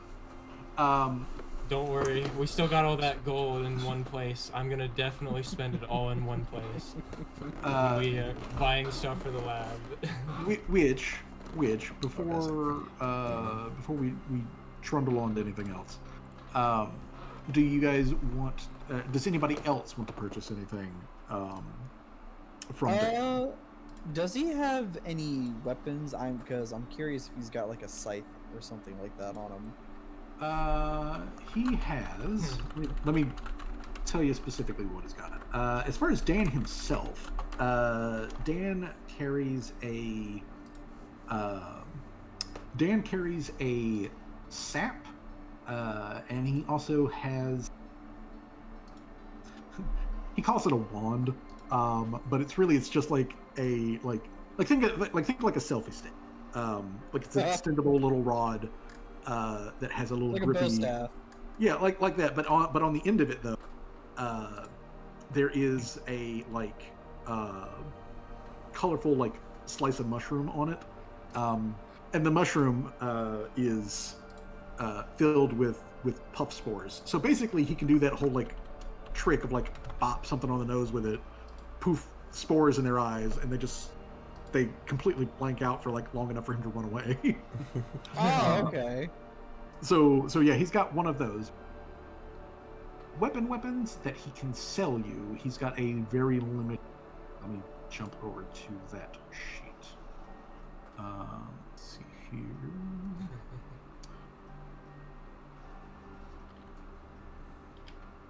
Okay. Need. Give me the weapons. God damn it. Weapon. Weapon. Weapon. Give me the weapon. Weapon.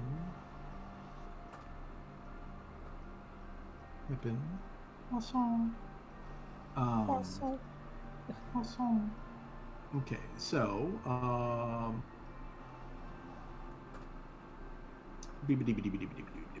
right. So he's got the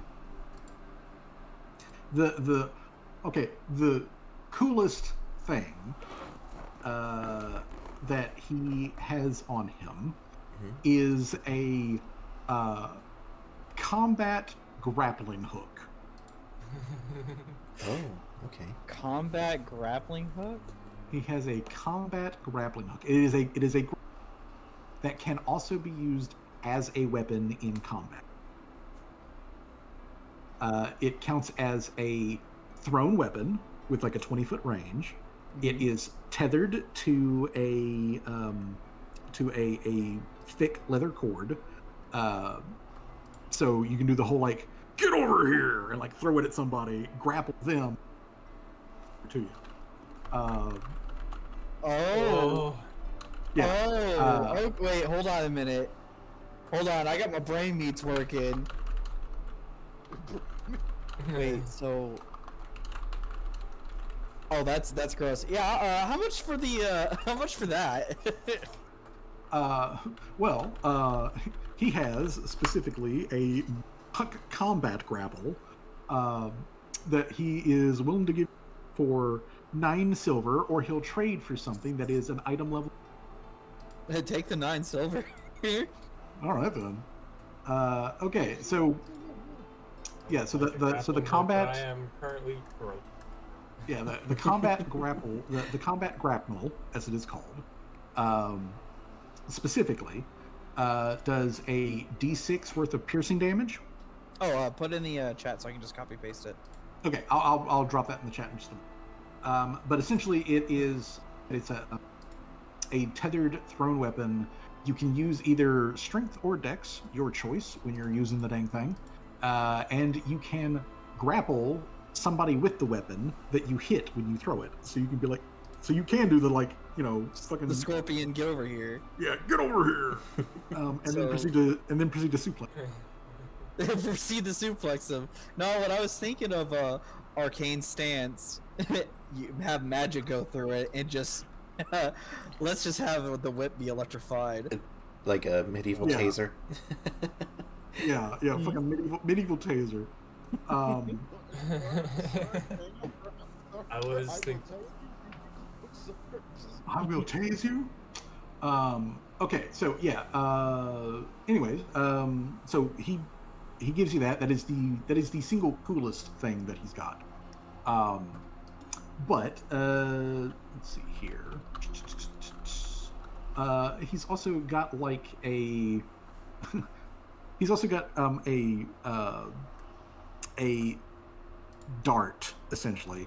Again, it's a Morlock thing, but it is essentially like imagine a nail size of like a standard ink pen that has stabilization fins on it, and it does have a reservoir on the inside of it, which is currently empty. But you can throw it and stab somebody with it quite violently. And there's can you inject somebody with it? well, there's a plunger on the thing. So if you hit, what it does is it then sucks juice out of them. Oh, it's one of those. Okay. Yeah, so it sucks juice out of them, and so if you're doing it as a way to you want to gather blood for what a particular reason, or you want to get bile out of like some some other creature that you don't want to touch. Damn, that would be so useful, but I'm broke. But he does have those. He's got stiletto pins. It is fucking expensive though. It is 8 gold, or he's willing to trade for something that is an. I'll buy it for Callie for 8 gold. I was about to do the same. All right then. I can do blood tests on everyone now. Also, it is notable that such a small and slim design and everything. It is also specifically a concealable weapon. Ooh. So he's got that. He's got the grapnel. The other stuff is he's got a funny curved sword that comes from the cavern from some of the cavern elves, but it's basically just like a short sword. Nothing extra special about it.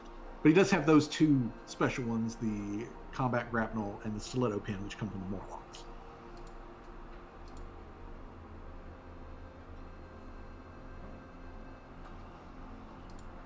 All right. So, anybody else want to purchase anything before?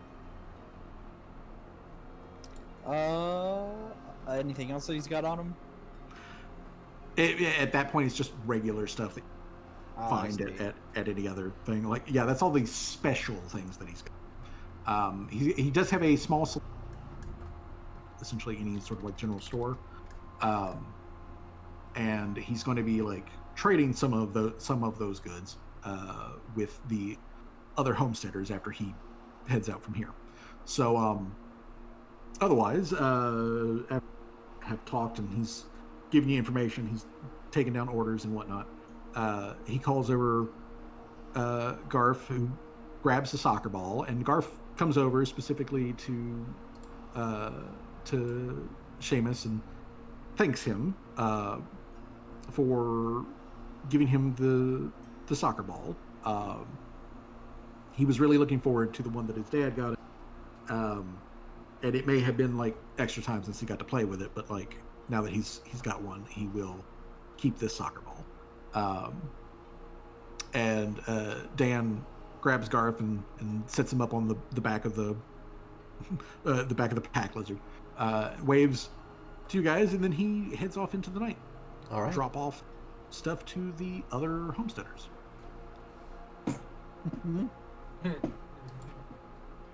All right. So, okay. So with that done, we have our next day worth of downtime as all of the like final things. Sure, those two fully healed up at this point. Good news. And I will also need a craft check from Callie for craft check from Callie for the greenhouse. There we go. All right. Good roll. So that is all established. All of that said and done, we now come to the stuff that, Callie said that she wanted to do.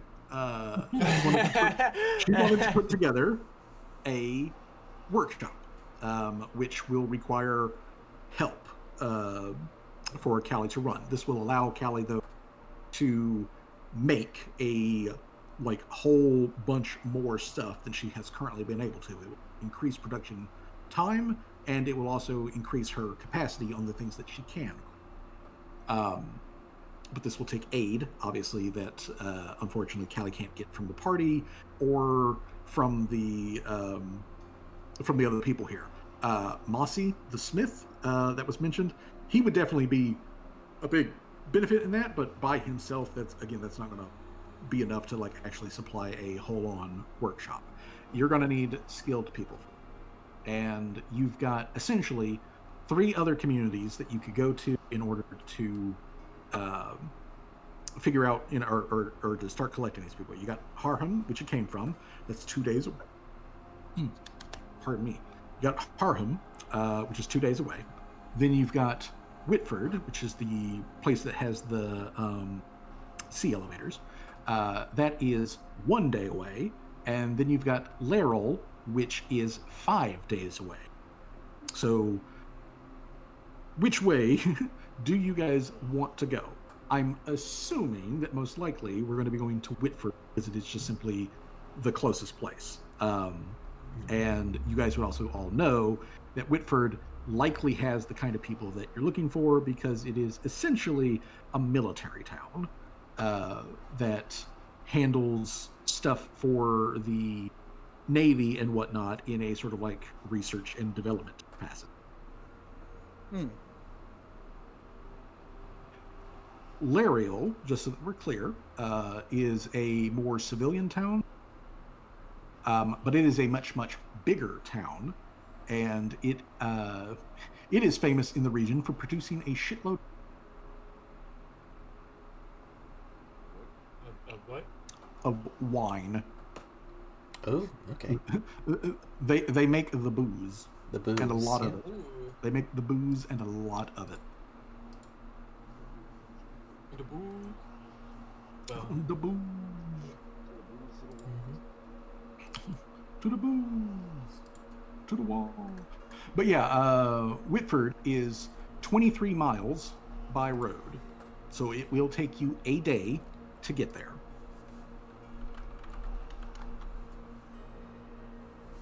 So, unless someone wants to do something else, that's where the party's going. I guess I wanna. What would the grapnel fall under? Simple or for- martial? It is a it is a martial weapon. Oh, sweet! I'm trained under it, so I can. Yep, it's a martial weapon. It is technically it is a melee weapon, falls underneath the flail group for like weapon category. It requires 2 hands. It has a bulk of 1, so it is kind of heavy. And it does a d6 piercing damage. Ooh.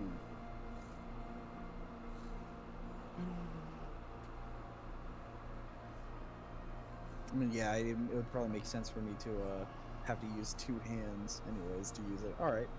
Yeah, because you're like holding the rope essentially with one hand and like swinging it with the other. But yeah, it allows you to perform grapple checks at up to 20 feet away. Plus, also, it works as an actual grappling hook, so you can just like grab the side of a building or something, and Spider-Man swing. Yeah. So that's Would it also your... work on like enemies that are flying above me, and I can just kind of like slam them back down or something like that? Yeah, if you can hit an enemy that is flying for whatever particular reason, and successfully grapple them, then you can tow them down to you. Although if they're flying because they have momentum, I would say that there's probably going to be I would have you make a contest strength check of some sort to be whether or not you steer them around or whether they yank you. Or I get yanked up. Yeah. No, I Because I mean, because if you combat grapple, it's probably going to fly away with you attached to it. I could just be like, oh wait, I'm connected to him. Arcane stance, electric arc. Yeah, but yeah, again, you can totally arcane stand with this weapon. Oh man, I gotta fucking learn the crafting recipe for that. It'd be very useful on Mr. Servos, especially when he gets advanced AI. And then he can Spider-Man swing. I do like how you're slowly building Mr. Servos into like the fantasy equivalent of the spider bots from oh god, the anime Ghost in the Shell. I mean, that is Oh originally. god, that's sick. That is originally the design inspiration. So yeah. But yeah, so anyway, the party has their last like downtime day, gets prepped and ready, and then on 4th day, since the orcs were defeated at the fort, the party heads out basically at the ass crack of dawn, so that you can make it to Whitford by sundown. And while the party is traveling to Whitford, and I will be changing our maps here in just a moment, but as the party is traveling to Whitford, I would like everyone to make a perception check. Perception check, okay. And I will make one for Tim. Boop, boop, boop. Oh damn. Oh, that's better than usual. Larry with the 26 crit. Let's go. Oof. Ooh. Couple of low rolls tonight.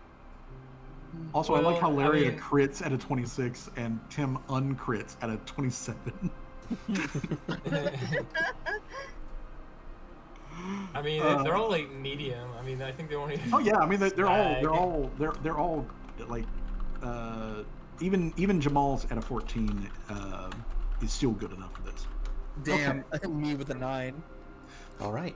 So the Swag's the only one who doesn't like get this as you're like going along. Okay, so middle of the day during travel, you guys are on the main road. The ground is sloping up like extremely. You're like doing like switchbacks and stuff like that as you're climbing up the bluff. And as you come around one of these particular bends, there is essentially a kind of like leveled off section to the side, which is where a lot of like caravans and wagons and stuff like that will tend to like stop to rest. And at the moment, while there's not like a lot of other like traffic going on around, as you guys are coming around the bend up to where this place is at, you guys can see that there is a weird looking wagon in the little flattened out. Weird. It is weird because it is a wagon in the fact large square platform with like sides and four wheels and all of that sort of stuff, but the entire thing seems to be made out of metal, and it is currently like vibrating and like clacking, like like there's an engine, like fucking Mr. Servos. There's an engine. Yeah, so there's an engine and everything, and it's clacking and clattering and sitting there by itself in this clearing. Is it unattended? Is there anybody nearby? You do not see anybody else. You guys are the only humanoids around. Does there seem to be anything loaded within the wagon? Yeah, there's a bunch of like dirt and rocks and stuff like that. Like somebody's been filling up this mechanical wagon with earth. We're not gonna find another fish girl in this thing, are we? I mean, only if you go check. But it's currently just sitting over there, idling, essentially in a parking lot, all by itself. Grand Theft Auto. Fuck it, fine. I'll go over and check it out. Leave it alone. We don't want to get into any more trouble. It'll be But if fine. it's unattended, then it's owned by nobody. If it's unattended, nobody owns it. All right. So, Swag, since you're the one who is going, I'm going to need you Make a perception check. to make. I'm gonna ask you to make a perception check and then also an Arcana check. If it are you trained in Arcana, real quick? Yeah. Okay. I just want to make sure. So first your perception and then an Arcana. All right. Perception. There we go. Okay, that's good. Arcana. Arcana, not bad. Okay. All right. So, as you're getting close to the thing, first of all, you're like, this must be some sort of like construct thing, similar to Mr. Servos. So it may have any sort of like other abilities. It's probably got the ability to move itself, as there are no like horses or any other sort of like ways to move this thing. But as you come up close to it, there is at the front, like where where otherwise be sitting, there is at the front a like panel that has like a bunch of like colored glass squares on it, and one of the glass squares lights up as you approach, and then the light on the inside of this thing like shifts so that it's kind of like pointed in your direction, and then you get a spit and whistle kind of like noise out of this thing. Is it like like imagine a steam locomotive, like like that kind of like noise, and then it rolls ever towards you. Like it's not moving aggressively or anything. It just rotates so that it is facing you, and it makes a whistle and spit noise again at you. I think he's making it angry. Is this a rogue construct? It is a construct. I'll give you that. It is a construct. Well, we're not in combat, or I don't have to roll initiative, so I'm. No, you're not in combat. I guess the question is, do you continue to get close to it? So it's alive? Yes, it is alive. It has an intelligence score. I'm gonna be like, hey, we mean you no harm. We just saw you on the side of the room. We thought someone might need some help. Are you okay? The thing spits and whistles differently, like it's saying something to you, and then the panels on the front of the thing start to like move and rearrange themselves until there's vaguely almost human-like face. And then it like kind of like coughs, and it's like, sorry, been in alternate form for a while now. Is that a How- fucking transformer? How you doing? Yes, you're talking to a goddamn transformer. It's a transformer, bro. How you doing? Yeah, you look a little beat up. Are you alright? Just taking a break. This hill's kind of a bitch getting up and down on these wheels. Can do it better with my legs, but then I can't haul nearly so much. So I was just taking a bit of a, breather. What are you folks up to? and you can see it kind of like angled panel, so that's sort of like looking past you at the rest of the group. And then like it focuses back on Seamus. It's like, what are you guys up to out here? We are currently heading into town, and we are. I'm like kind of, I'm like starstruck at this because like I was not expecting this. We're going into town to get some materials and supplies. Okay. Well, good luck with all of that. If you get up to Whitford at the gate, would you tell them that I'm on my way? It just might take me a little bit getting up the road. It's been a little extra slippery since we had that rain a few days ago. Oh, by the way, my name is Dalem, so they'll know who you're talking about if you just tell them that you met Dalem on the way, and I'll be up shortly. Give me about a... And it kind of like looks up vaguely at the sky, and then like back at you. It's like, give me about, say 2 hours, and I should be, right about as the sun's going down. Take yourself a nice little power nap. I understand. Yeah, it. A lot of people don't understand this about constructs, but like, sometimes even we gotta take like a little break.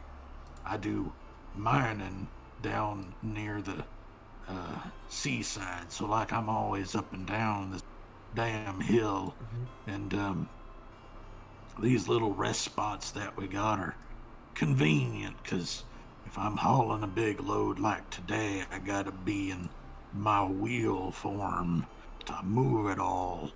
But on other days when it's just a little something, I can walk it, and it's a lot faster that way. All right, well, you go It's on. nice to meet you. You It's guys nice to have meet you too. You guys have a good trip. Maybe I'll see you in town in a few hours. Oh, and before I forget, I am Seamus, and it's a pleasure to meet you. Dalem, you said? Yes, Dalem. And then like the chassis of the thing like shifts to one side. One of the wheels like lifts up off of it, unfolds itself into the shape of like a fucking human arm. And just reaches out and like, to like shake Shaman's arm. This I mean, like this arm, looks like it does come from something that would be the size of a full ass wagon. So like it is like large size. But yeah, like it reaches over to like shake Seamus's hand. And it's like, it's nice to meet you, Seamus. Son of a bitch, put it there. and then it just like folds its arm back up into like the shape, and it just like lets out a long whistle, and it's like, yeah. Oh hey, by the way, if you see any like birds flocking around, because a lot of them like to up in the top part of Whitford, you mind maybe just firing a shot in the air and scattering them? Because when they start to get all together and roost and whatnot, they'll eat stuff, and then after they eat stuff, they shit. And I really don't like it when shit gets on me. It's kind of difficult to reach some of the spots in the back. I look over to Tim and I say, Tim, set off a warning shot. Tim, NPC thumbs up. Kaboom! Distantly birds. Thank you. That's a real that's gonna be chat later. and then it just kind of like goes back into like, you know, fucking like robot mode. And like goes back to sputtering and vaguely vibrating as it like essentially goes to sleep. Oh, this whole exchange was great. I wasn't expecting a Transformer to show up, but I mean... It's like all almost the face forms. Me under my breath, is that a goddamn Transformer? Callie's like writing down notes in the back. She's like, "Oh, I could use some of this." Is that a goddamn Transformer? Yes, it is. It is an actual goddamn. Actually, since you had another like good interaction with it, go ahead and make that Arcana skill check again. All right. Yeah. Aim high. Oh, high. damn. Okay. Oh damn. All right. So as you like rejoin, and y'all keep going, and you know you're just like kind of like bouncing comments back and forth with Callie about this like fucking Transformer that you just. You do recall that at some point in the past, while you have been, you know, watching over Callie and building up Mr. Servo. So like one of the earlier iterations of Mr. Servo's, when Callie was like, maybe we should go big with him. You recall that at the time there had been like there had been some like circulating like rumors and whatnot that had been in the Imperial circles about some of the more advanced war machines that had been come up, and one of the things that had come up was war machines that could reconfigure the different situations. Oh. And while that never really saw combat, insofar as that you know, that became one of those like, well, you know what would be another useful place for that? Construction. So there was talk about moving that into construction. So it would probably be a lot like Dalem. So you guys just met an Imperial construct with an AI who has alternate modes, which means he's a fucking Transformer. Yeah, that is concerning. Has any other characters that, you know, would be, you know, involved with, like, you know, the like, you know, that kind of stuff, like, you know, Tim's or Jamal or June, like, would they have... I mean, there's a good chance that y'all would have or known of it. I would say that Jamal's lore would kind of factor into that. Yeah, like I'm saying if you want us to make like a check for that, like if we have like would be in like that know it or heard rumors down the grapevine. Okay, if you've got crafting, you can make a crafting check for this. If you've got let's see, what would be an unspecific lore? I would say that June is. Oh, you kind of cut out there. I would say that June is fairly knowledgeable on like the Empire. What is June's actual like lore? My lore skill? Yeah. Let's see.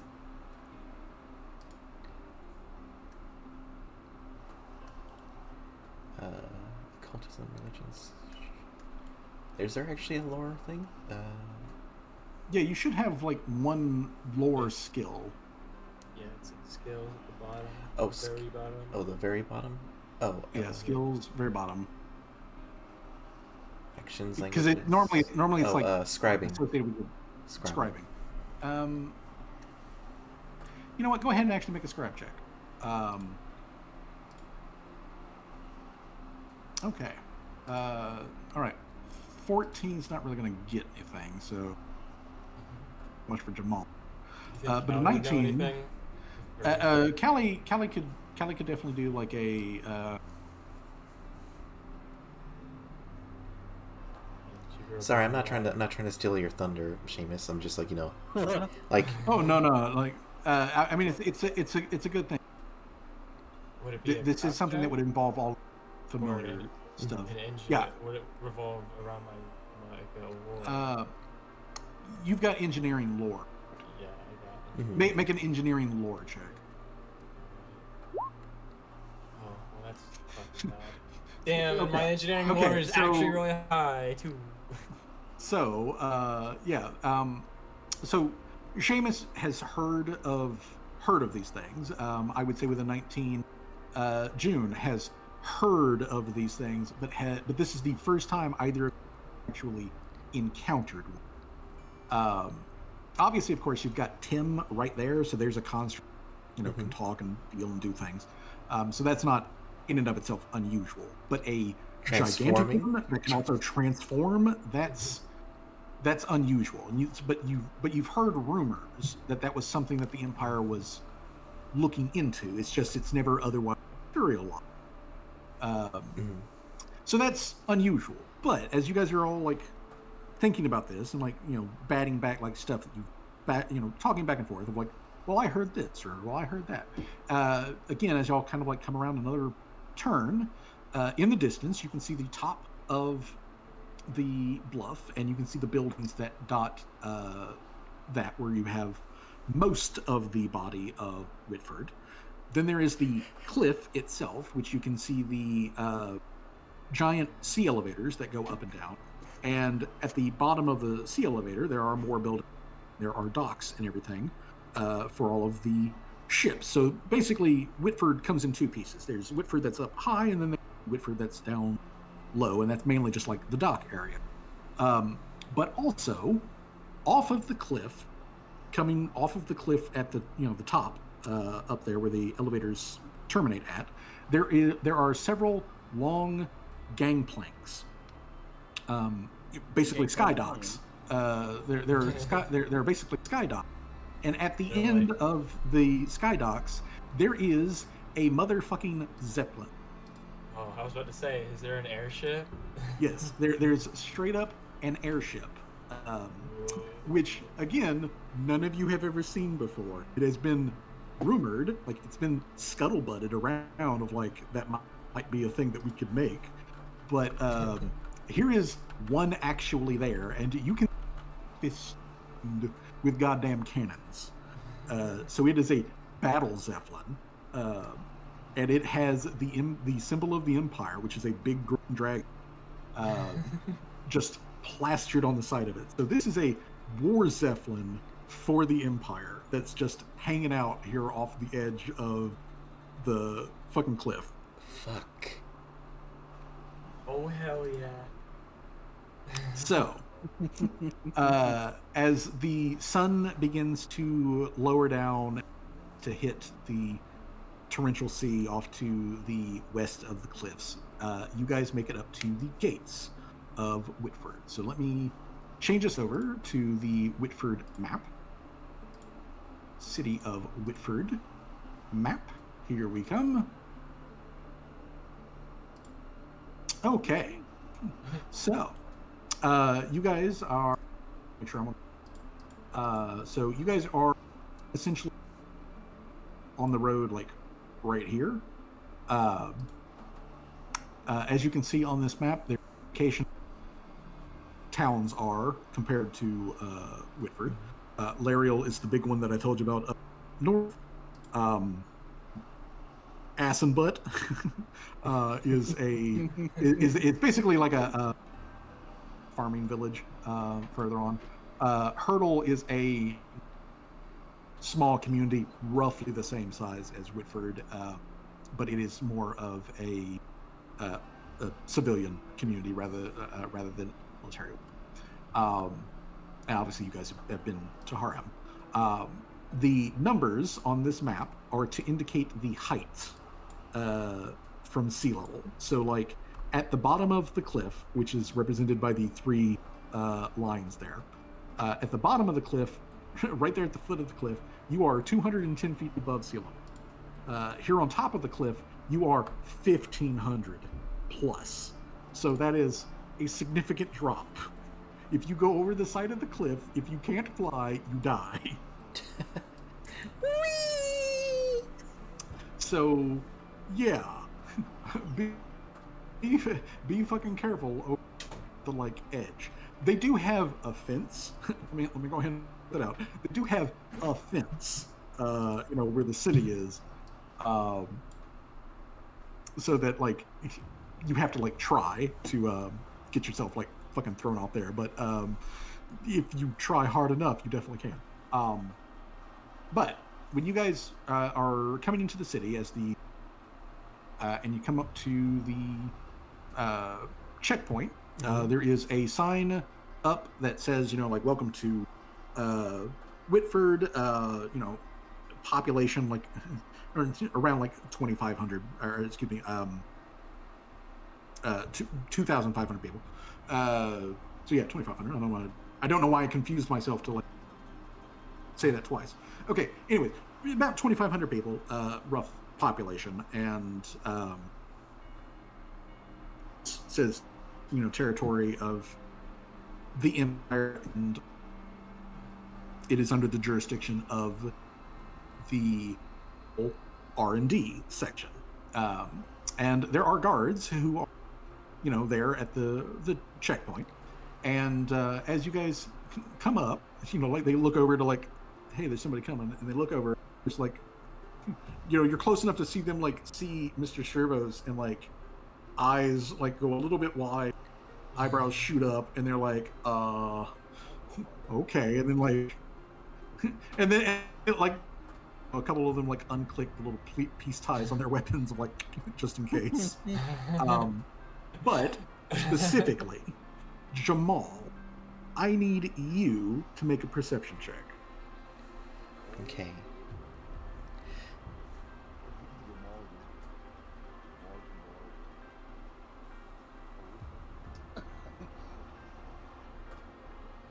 Board.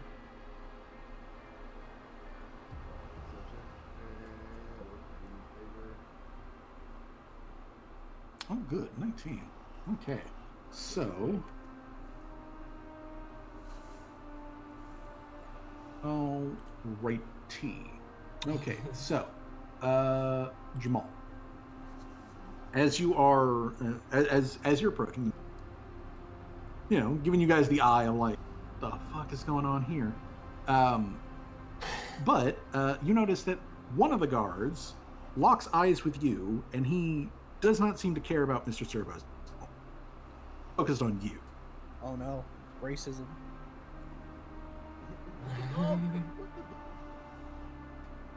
Is that an old war buddy of yours? Why do we keep coming to Well, town and riding an armored vehicle? For protection. For protection, sometimes from the town. But yeah, as the party rolls up, one of the guards, holds up a hand to stop you guys there, and he, first of all, he asks, "Who are you, and what's your purpose here in Whitford?" Nobody speak at once. We're just adventurers here to buy goods and services. We won't be staying for too long. All right. Can well, well, I get up close to him and I like whisper in his ears like, "Don't be a hero." Are you trying to get us killed? Look, Jamal, I'm like, Jamal, grab my ass. Man, quick. Well, it was nice knowing you, everybody. So, Nice knowing you, everybody. So Callie gets up close. Like Callie gets up close and is about to like say something, and gets yanked back by the rest of the party. And the guard, though, like he lifts his he can look you guys in the face. He lifts his visor on his armored helmet. Like he raises an eyebrow, obviously Callie, but he looks at the rest of y'all and he's like, "Okay, mighty adventurers. First of all, welcome to Whitford. You need to be aware of the fact that this is a military town. It is under the protection of the Imperial Navy, and because of that,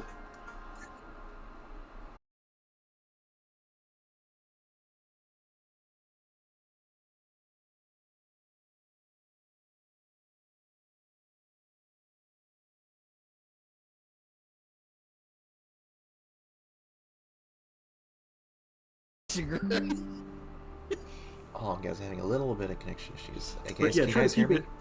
You guys can hear me, right? Yeah, we can hear Yes. you. Okay. Yeah, Just yeah. making sure. Stream is down now. I think it's coming back. So, on. but yeah, he tells you, watch your ass. Watch him when we're in town.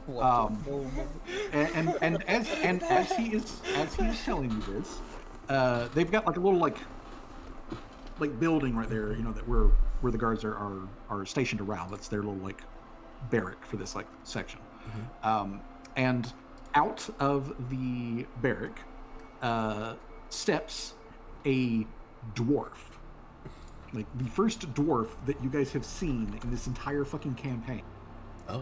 Steps out of the out of the building. This dwarf is wearing black plate mail that has curved horns coming out of the helmet, has full on like barbed chains for a beard that comes down from the helmet, and has a really look pick that is like on their slung across their back is a bow that like it looks like it would take Mr. Servos to pull. Holy crap! The string on the damn thing. But yeah, this dwarf just steps out of the guard tower. Well, not really a guard tower, but guard building. Onto like the little porch that's right there next to the road, and takes a look at you guys, and specifically like folk immediately On who? on Jamal, on you, on Jamal, but focuses immediately on Jamal, and then says something in Shuni. What the? What the hell? Yeah. The dwarf barks. Roll. But yeah, the dwarf says in Shuni to Jamal specifically, says, "I recognize that scent. You were down in the colony a couple of years ago, weren't you?" Oh, Jamal took it way back, not expecting to hear anybody speak Shuni, let alone let alone a heavily armored dwarf knight who would have been like literally one of the enemies that you. Oh shit, that is. Oh no. Jamal like Dog Jamal racism just- hours. He starts having a Vietnam flashback. Yeah, I feel like Jamal like concernedly had like a moment, probably a mile. He flashback to kind of going back to reality. I was like, I don't know what you're talking about. Obviously, He kind of grunt and then switches to common and like addresses the party as a whole, and he says, "I am Lawbringer Cod, of Clan Battlemire. I am here on orders from my liege to participate with the Empire in a peace deal. And like the way that he says it is very much like he doesn't think highly of the peace deal. But he like he looks over the party. He does like spend an extra second or two on Jamal and to Callie and Mr. Servos. And he says, I am here as a law keeper. If you break any of the laws of this land, I will visit upon you swift and immediate reprisal. Watch yourselves while you are it. And then Callie's like dwarven. Oakley dokley. Oakley like casual. dokley, neighborino. Oakley dokley. But yeah, the Hell Knight nods to the party and just kind of like gestures for like the go on in, you know, like get in there. I would probably say as we was walking into the Jamal, like kind of suddenly feels sick to his stomach a bit, because just he didn't expect nobody to speak. And Well, Walks in, marks at the dog, tells everyone he's the law keeper. Yeah, he barked at the dog. The dog immediately. He is the law keeper. I am the law. No dogs allowed. But as the party is passing by, he again speaks in Shuni to Jamal, and he says, "I know who you are, Tunnel Runner.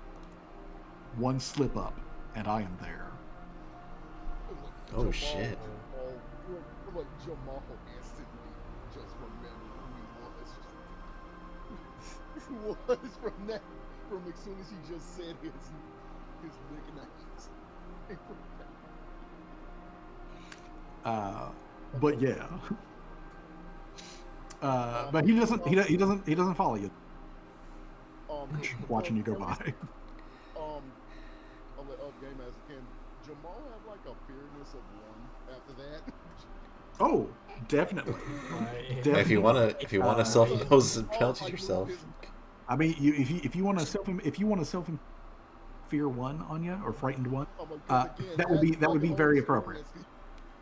Man, maybe we should have left the dog back at home. So Jamal would know this specifically. So if Jamal chooses to share this information, that's up to him.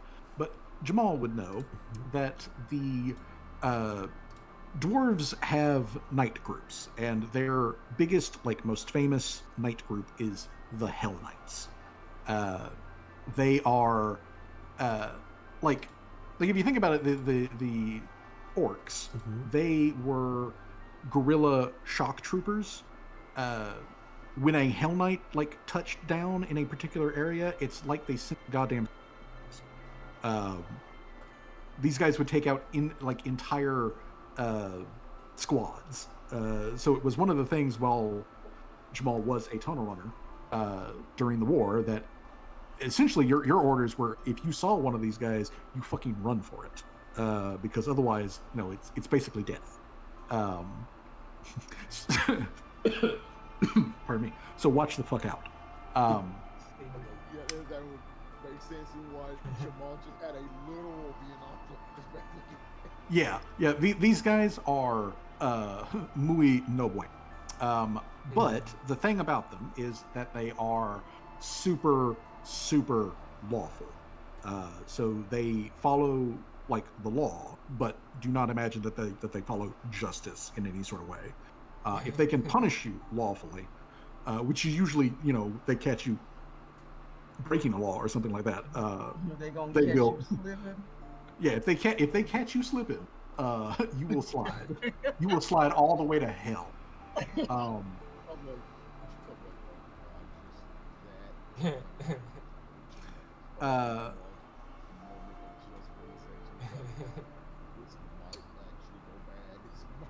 I mean, might go bad. We're it going in town, could- and I'm it making a could be. secret cult. So yeah. Yeah, it could definitely be. You're gonna make a I would secret also cult. say that Jamal knows that they're consummate warriors. Cult You know, like slash- they are straight up, you know, monsters on the battlefield. But they are normally just fighters. If you're truly unlucky, you get the ones that also magic, and that's when shit gets real fucking scary. Let me give you a taste of what these guys can cast in Battlefield. If you're unlucky, let's see here. If you're unlucky, this guy can literally summon devils. Just straight up, just summon devils to like do shit for them. They are immune to being invisible. Or well, like it doesn't matter if you're invisible. If there's illusions or anything, they don't give a shit. They're like, that's illegal, and then suddenly it is legal. That's illegal. So yeah, like they are deadly motherfuckers. So yes, this dwarf who says that they know who you are is part of the law keeping score. Yeah. I would say this is Squad noticed Jamal just obviously not saying anything, or just got somewhere confused. But he didn't really elaborate what he said, but they see Jamal just quietly pulling him out and just put a safety on him quickly. You're a little quiet there, buddy. Is it just me, or are they got a little quiet? Yeah, he's a bit. They were talking fine before. I don't know what's up, but yeah.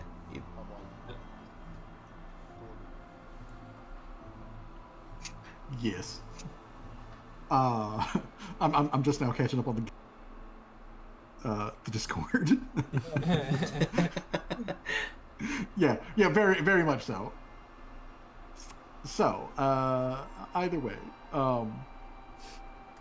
you guys get into actual Whitford itself. It is the later evening, so things are.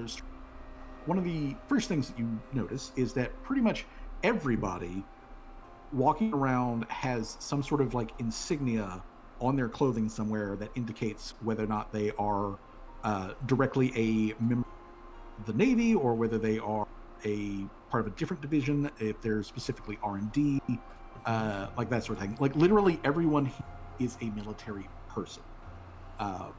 There are people who have badges that are just simply support, so they're not like combat part of the military, but they're here to support all of the other people that these are essentially the people who run town, more or less. But there are shops, there are businesses, there are residential, all that sort of stuff.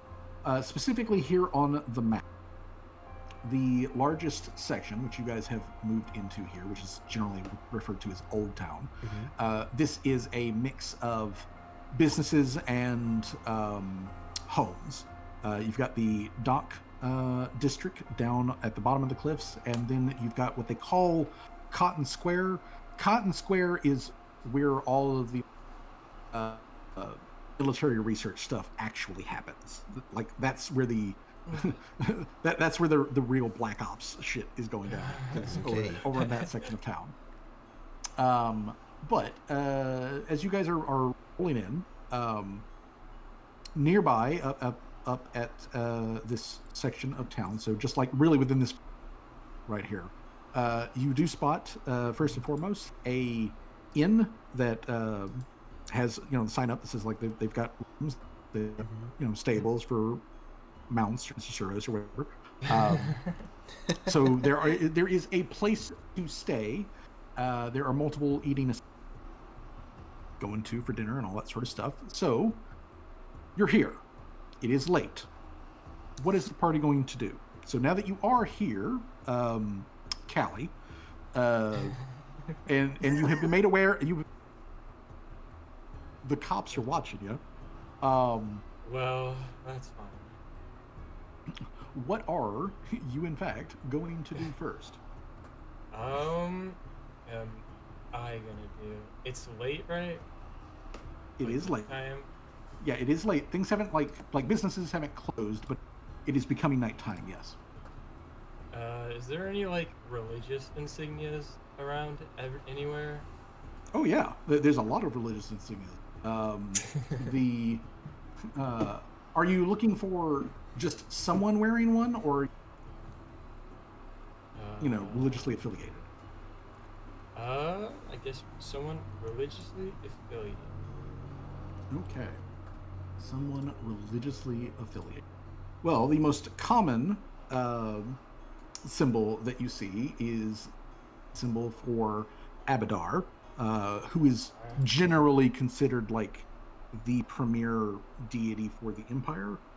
Uh, so you do see that someone walking around. You also see you do see one person clearly walking around with a pentagram like stitched into one shoulder. Like the fucking symbol of Asmodeus is just like on the shoulder of like one of these guys that's walking around, that also pins for like what part of the military he's in. So like he's not trying to hide it or anything like that. But yeah, you do see that. There are also symbols for Iori and symbols for Iamade, which are also generally like lawful deities. The other big one, though, that you do see around is you see a lot of stuff for Torag, which is like a crafting deity, essentially. Like he's the forge father, is what he's known as. And Bry, the construct deity. So you do see those, and those are like Abadar, Torag, Bry, and what is the name of the other one? And Iori. Those are like the main in this area. Of course, you're also seeing the little like ones for like the various like sea deities and stuff like that, because you're right here on the fucking coast. So those are there, but they are downplayed. You're seeing a lot of like lawful gods, like a shitload of lawful gods, just all over the place in here. June takes like seems to be like not really like, she's not like going up and like staring at the symbols, but you can see her like kind of glance at the like the symbol to Abador, the symbol to all the lawful gods around. Just, okay. You said like they're not really downplayed, but they're still there, Yeah, they are definitely still there. So like the pantheon that is known as like the, which is various deities that have something to do with the sea and the coast, they are still very clearly here, and the people here do pay them prayers and allegiance and that sort of thing, but they are downplayed as opposed to the more just like hardcore deities of the empire, which are almost overwhelmingly lawful. They run the gambit like good to evil, but they are almost overwhelmingly lawful. Some of them are more neutral, like Bry is a more neutral deity that is involved science and intelligence and clockwork, all the stuff that Callie is like interested in. That's what Bry generally is considered with. So Bry is like a neutral deity, but Bry tends to be revered kind of like more good rather than evil sort of aspect, but is otherwise just basically a neutral god. But yeah, all of these gods are present and accounted for. They are much more like individual people are much more displaying of what faith that they may be associated with than like you saw in Harham. Like you would occasionally see these things mention. Here, it's almost everywhere. You know what? Since you're looking, Callie, make a religion check.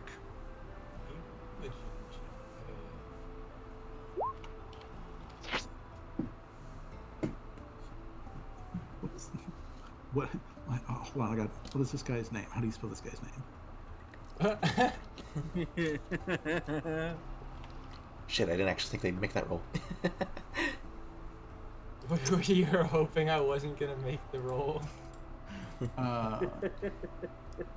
All right. Well, a Don't 19 worry, I can is, drop you guys off at the inn while I go do stupid stuff. Okay. Well, a 9 is, or excuse me, a 19 is good enough. I think I speak for everybody when I say we should not leave Callie on their own. No, Okay. You say you feel safer around me than you do when I'm by myself. Okay. So. She's gonna have a stroll with her. She's gonna go on a little stroll with her dad. Don't worry about it. So Callie, as you're just kind of like looking around and like, okay, religious affiliations. There is, you do see the one or two, people that are walking around that have, quite brazenly on their like sleeve, like fucking symbol of Asmodeus on there. But you do spot a holy symbol which is unusual because it is from one of the monitor gods. The monitor gods. The monitor gods are sort of like they're sort of like inevitable. They are things close to kind of big quotation marks here, kind of close to the Aeons, which is what Seamus is. Seamus is an Aeon, a low form of Aeon. But the monitor demigods are up there. Like they are tall order stuff. And this specific one that you see is one for the Answering Right, is the name of this particular deity. The Answering Right, sometimes called Valmalos. And Valmalos is, again, kind of like a very technical god, but it is a god of basically magitech, of like, let's take magic and technology, slam them together, and enjoy the benefits of them. Don't look behind the curtain. Don't look behind the curtain. Let's just enjoy let's enjoy all the fun stuff. But this guy, though, that you do spot, that has this symbol on him as he's like walking down the road. He's got two other guys who are standing with him. He is straight up in uniform, like not just dressed, but this dude with the symbol. He is straight up in uniform. He is human. He's about middle-aged, and he's got two guys with him. They're just kind of like chit-chatting, because they're off the clock. And they're heading into into one of the taverns to like grab a meal or whatever. But you do see the Valamus like sigil like on his shoulder, and then next to it is like the sigil of Abadar. So like he's got like both of them right there, but the Valamos one is kind of specific when it comes to like magic and technology and that kind of stuff. Oh well, I'm gonna follow him and those two into the inn. Alrighty, follow them into the tavern. But I won't make it seem like I'm following them into the tavern. All right. Well, they move into the tavern, which is really busy. They take a seat over by the wall. They, place their orders and that sort of stuff, and they just sort of like chit chat. So here you are in Fantasy Dairy Queen, and these guys are sitting over there at like. They've just placed an order for like malt milkshakes or whatever. how are you? How is Callie going to tackle this situation? Well, you guys got any suggestions on how I should tackle this? With it, you know?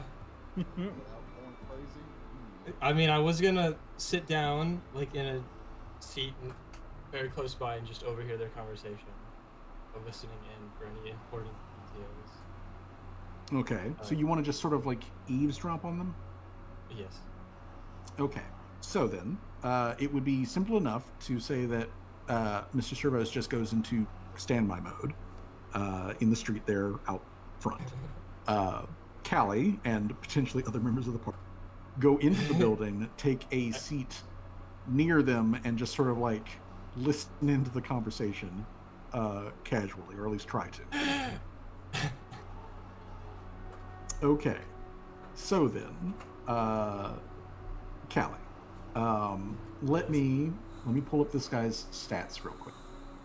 His Okay. stats. Yeah, Uh-oh. dude's got stats. Dude's stats. He's gonna. Is it? Oh,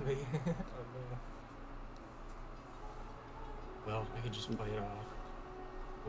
Okay, so, Callie, Yes. what is, are you trained in deception? I am trained in deception. Okay, what is your bonus to deception? My modifier? Yes, your modifier for deception. The modifier or the bonus? Like the number. Your total bonus, well, like when you make a Oh yeah, 6.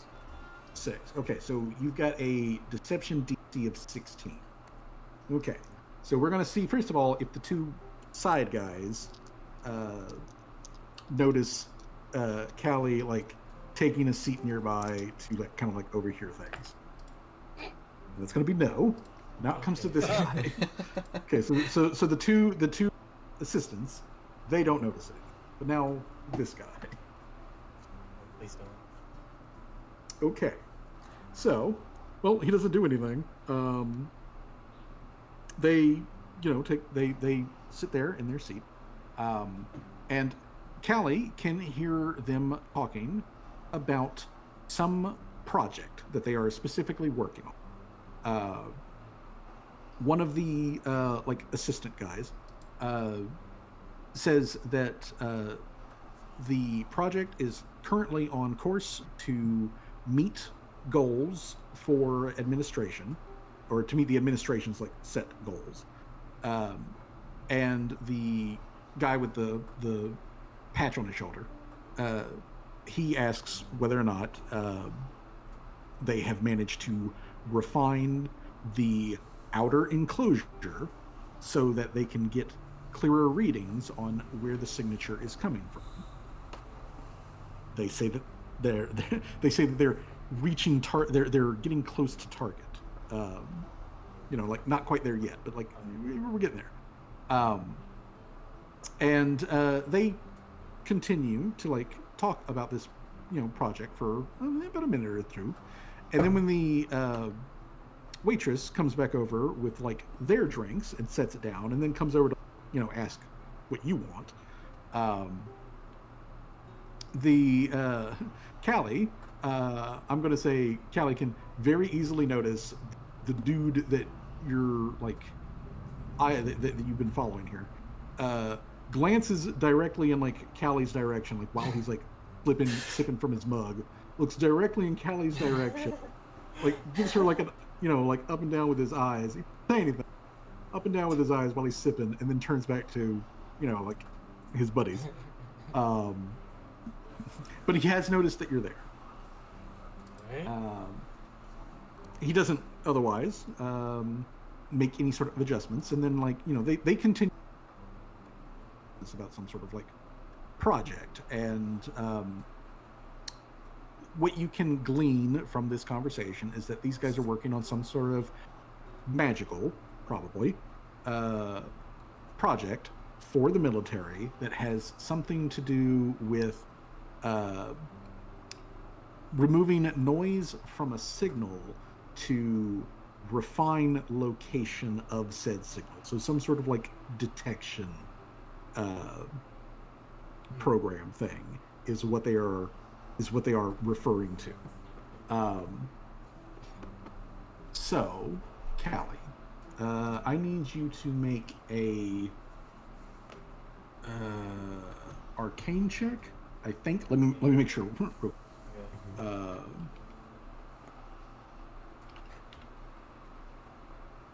I think it's an arcane check. Yes, arcane check. Arcana check. Excuse me. Oh, that's not high. Nope, that's not high. You don't know like exactly what the fuck they're talking about, but they do mentioning containment. They do keep mentioning containment protocols, and whether or not the shields are up to task, and whether or not the shields may or may not be interfering with the signal. You know, like that sort of jazz. God damn, I've got like, there is a bot that is trying to like steal my fucking Minecraft password that keeps like bugging me. Oh no. like, hey, do you want to play Minecraft?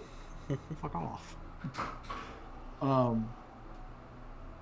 But yeah, so that's what you're getting from them. The main guy does watch what he says, like at the table, because he's realized that you're like listening in.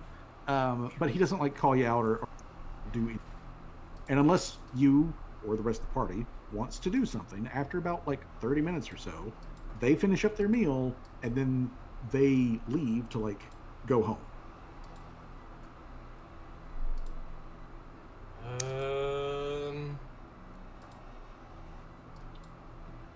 Do I want to do? I mean, they have churches around the place, right? Mm-hmm. Yes, there are multiple houses of worship. I mean, I do want to know where his what god was it again? You said the specifically Valemos, also known as the Answering Right. That's the combining magic and technology god, right? Yes. I do want to know where that specific place of worship is. Okay. Then make a society check. We live in one. Okay, You do currently live in a society.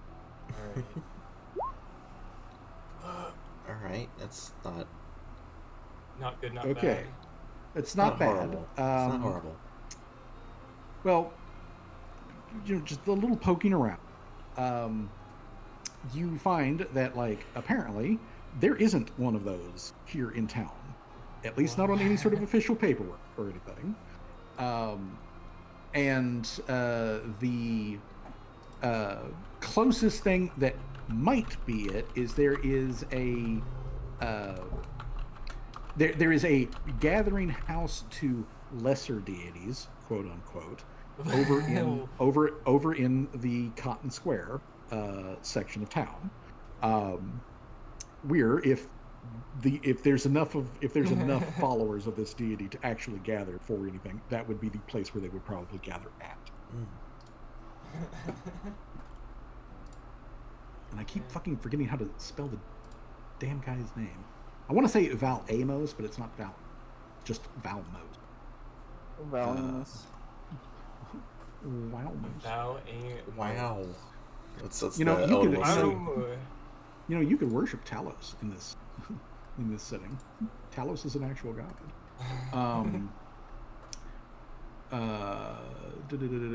But anyway, this guy, Val Maz. No, not even Val Maz. It's Val Malwa. Okay, Val Malwa. Okay, Val Malwas. There we go. All right, Val Malwas. The Answering Right. This guy would be not a deity. Definitely not one of the big ones. Mm-hmm. But yeah, if there are enough people here to actually worship in any sort of capacity. There is apparently a just gather place for lesser deities that is set aside inside of the Cotton Square area. So, party that is not Callie. While Callie is like gathering all of this information, what are you guys doing? I was getting a I'm room. keeping a close eye on my daughter to make sure they don't do any sneaky shit. Like starting a death cult that worships the god of creation and magical items. Yeah, Exactly. That's Very specific. That's very specific. frighteningly specific. Yeah, if you're not Callie, what are you guys doing? As I said, I'm keeping a close eye on my daughter. I Alright, am looking so you're for. with an inn. Callie. What'd you Like say, a- Jen? I am securing a room at an inn. Okay. All right. June Same, is I was- getting in. Larry is Specifically, getting just in. one room for Yeah, her, get- not anyone else. Oh, I know.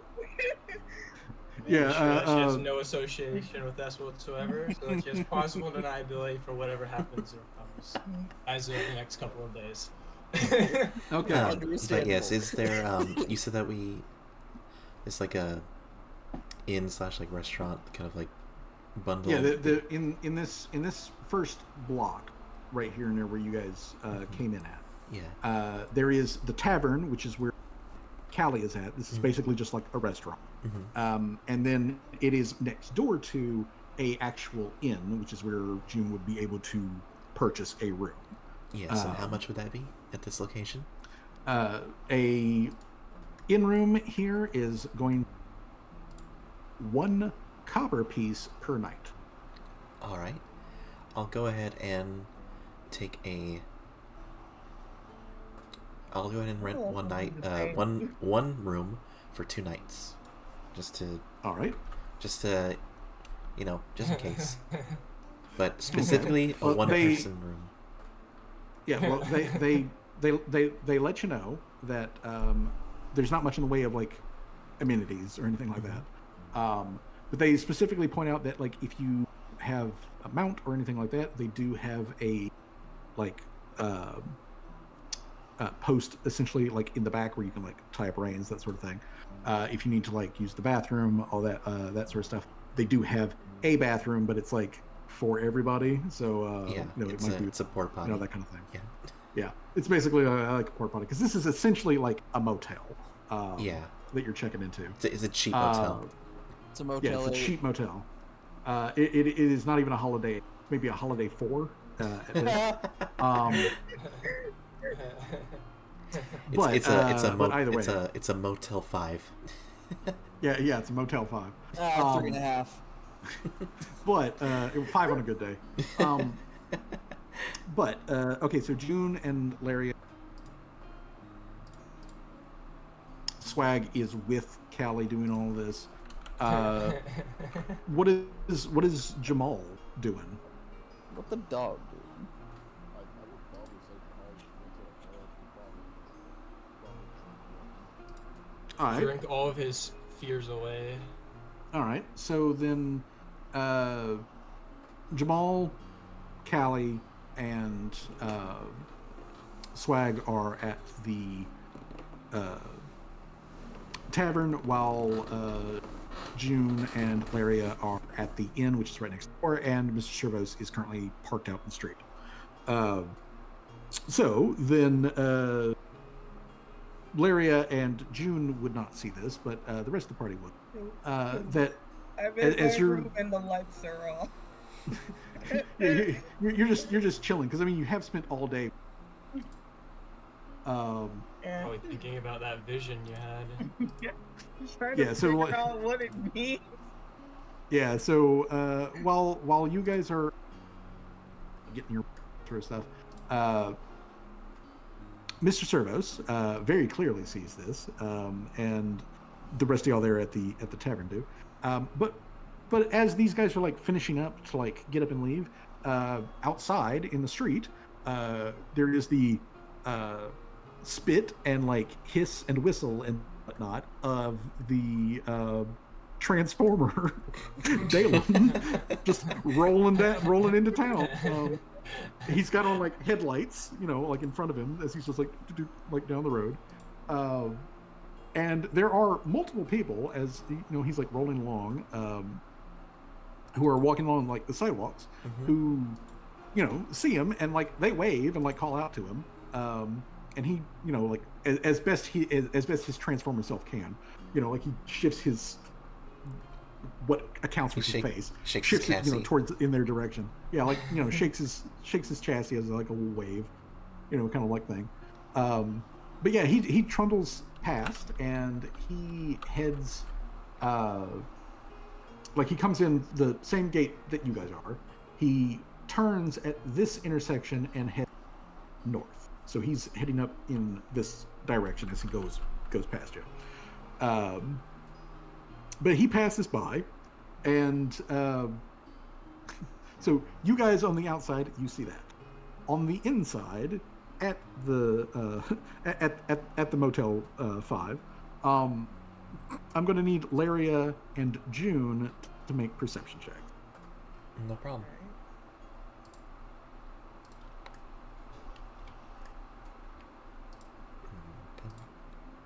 Ow. I kind of want to hero point that because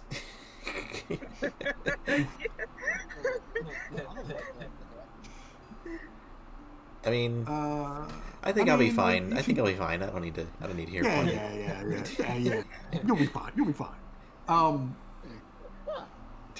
So, well, June, as you are like, in your room, getting yourself, reasonably comfortable and whatnot, and like taking a brief the trip, you hear, like somebody out in the hall pass by, just walking down the hall. I'm going to say that like Laria's room is like literally just like right. And so like you hear like, footsteps of somebody. They do stop either like at Laria's door or in. And they are there for like a good 20 seconds, like long enough for you to be like, what the fuck's going on? Fuck? And then the steps like pick up again, and they further on down the hallway, and you hear a sound of a door open and then close again. And then shortly after that, like within like a minute or two, you hear footsteps on the roof above you of this one. And like it doesn't pause, but you hear like the of footsteps, light footsteps, but not light enough that. I just imagine it's like Stewie Griffin's running like the. Yeah, I mean, it's not far from that. No. But yeah, they or the footsteps leave the like roof of the inn that you're at, and they travel to the like to the like east.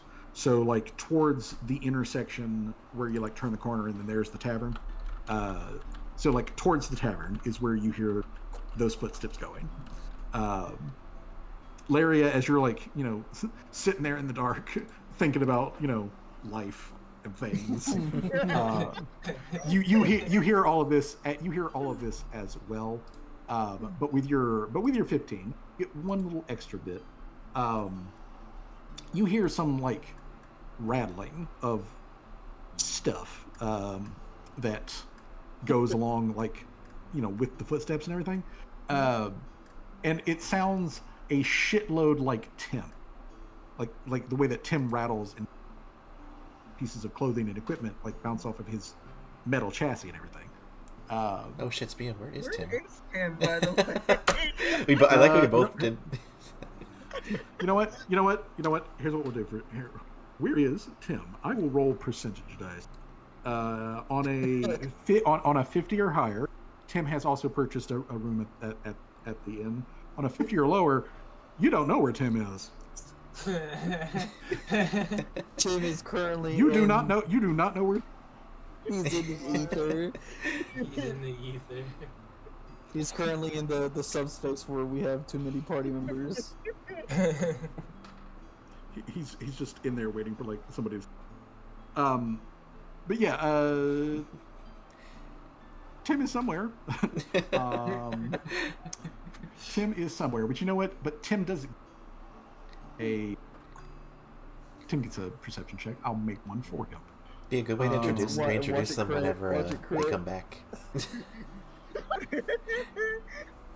All right. Well, Tim got a 20. Okay. You know what? I'm going to say that I'm going to say what I'm going to say is that for reasons that neither of you know what the fuck why this would be. Tim is in like the back lot part of the like tavern, so he's in like the back alleyway, the tie up for the mounts and all that. And you hear him say something in Utopian. Oh no. Huh? So you quite clearly hear Tim say something in a not, you know, like there's no like hint of like of like I might be in danger, you know, like anything regular fucking conversational. Where Tim says something in Utopian. There is a reply in Utopian, and then like a minute later, Tim enters into the inn in order to like get his own room. And he walks into Jude's room for some reason. Oh shit! I'm sorry. Nah. He walks into his own room. He walks into his own room and closes the door and does not come back. Alrighty then. But yeah. Okay. So now we know where Tim is. Tim's position has now been confirmed. Okay, now that we've got all of that out of the way, you guys have seen the Transformer pull into town. You've seen this guy with the weird religious affiliation talking about like containments and reducing noise in the signal. So, as it is starting to get late, half of the party is already like starting to bed down. Callie, are you going to continue to pursue stuff in the dark? Yes. Or yes. Okay. Snoop around. All right. And of Then. course, I am following suit. All right. So Seamus is keeping up. What about Jamal? What the dog doing? I guess Jamal just All right. He drink his woes away. Okay. All of his fears and. I was like, he recalibrated his life, but also, I want to, because I want to add something to Jamal's lore. Mm-hmm. I want to say because he read the stories and he remembered essentially like when they were attacked by him. I want to say he nearly escaped an ambush when it was coming, and I'm going to say they were fast enough that they literally got Jamal's eye. But as he was looking, like he could have been dead, but he turned around a quick second that it literally, like It only took his eye. It grazed his eye off instead of his head. Well, and that's plenty good. That's something that definitely could have happened in that situation. Okay, I'll make note of that. I'll make note of that, Jay. While sitting there and just slowly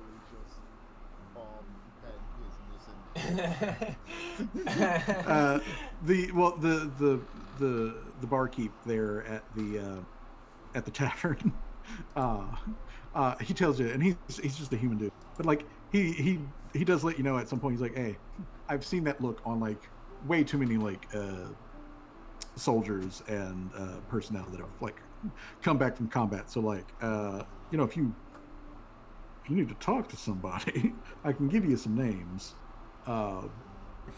you know, like that kind of thing. But if you just want to talk, I can help you there too.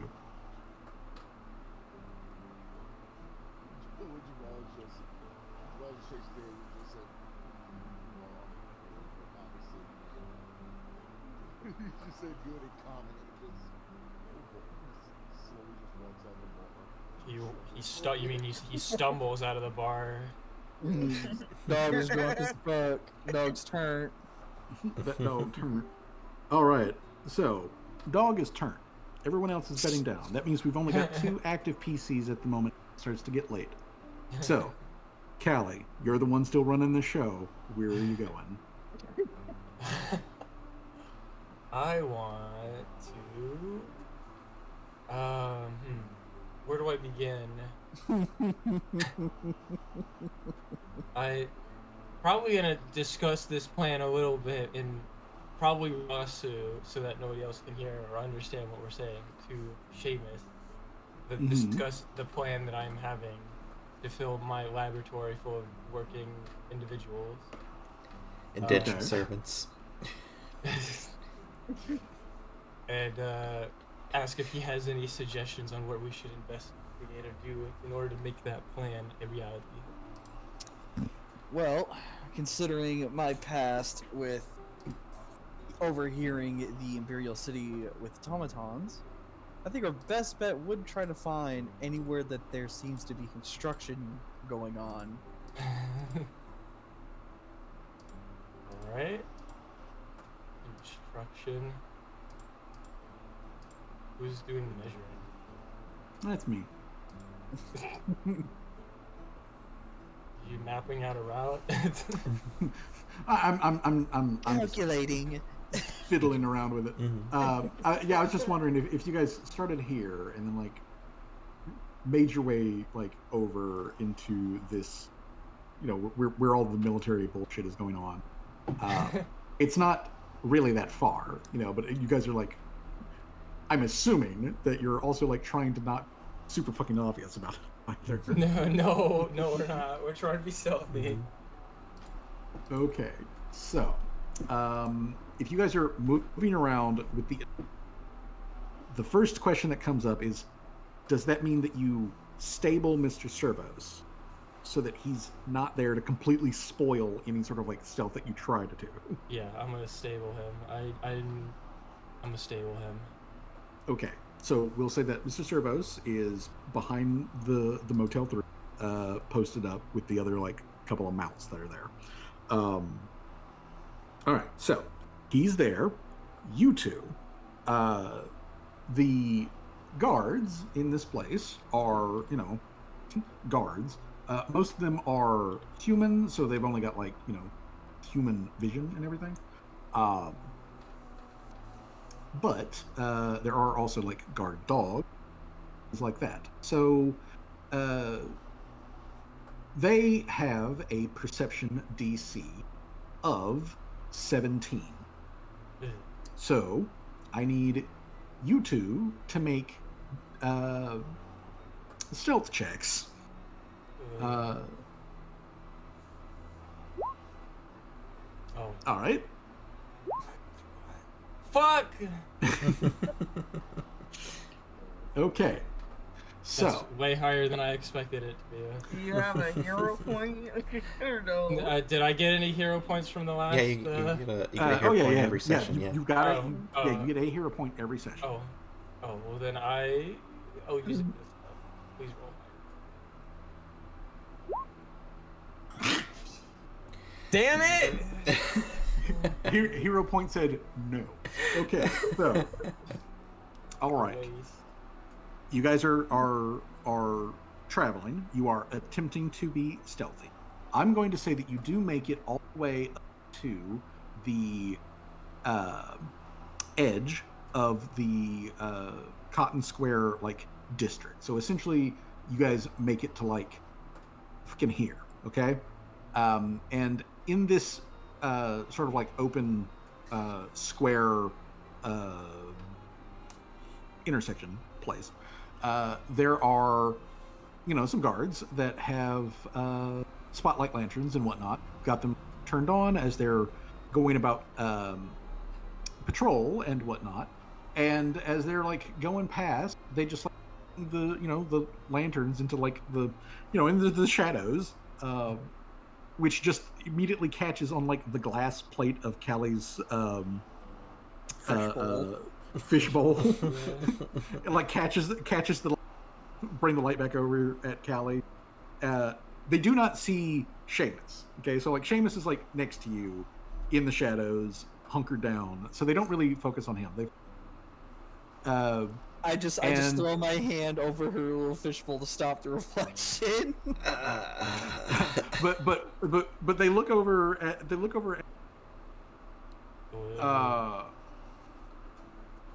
you folks don't look like you're from town. Word of caution. After sundown, you got to be at least a rank 2 to walk around in the Cotton Square district. So, and you're right on the edge. So, don't go any further, or else, well, I'm sure you got the talk from at the gates. So, move along.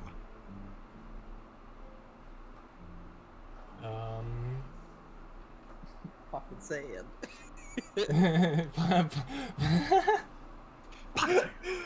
Just what's your plan? What are we doing? Are we just gonna like ride the edge? So that so that you're aware. Are we gonna like throw a smoke bomb on our feet and like there's disappear? the one guard who is talking to you. There are 2 other guards that are there with him that are fully aware of your presence, and they both also have guard dogs.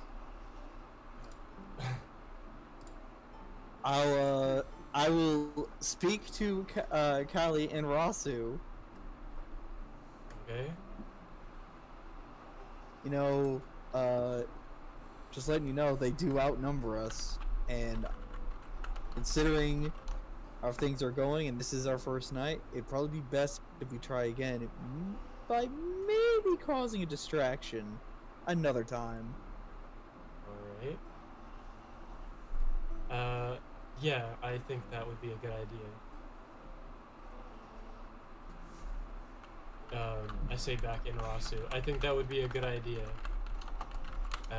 For now, let's avoid that cotton district and just ride the edge of the area that we're not allowed to be in. All right. There is, conveniently enough, a white like strip of paint that's on the like curb that lets you know where the actual border of the district is. And they just watch us like skirting on it, like. Yeah, and they just watch you like skirt down the way until like you're out of the way, and then they go back to patrol.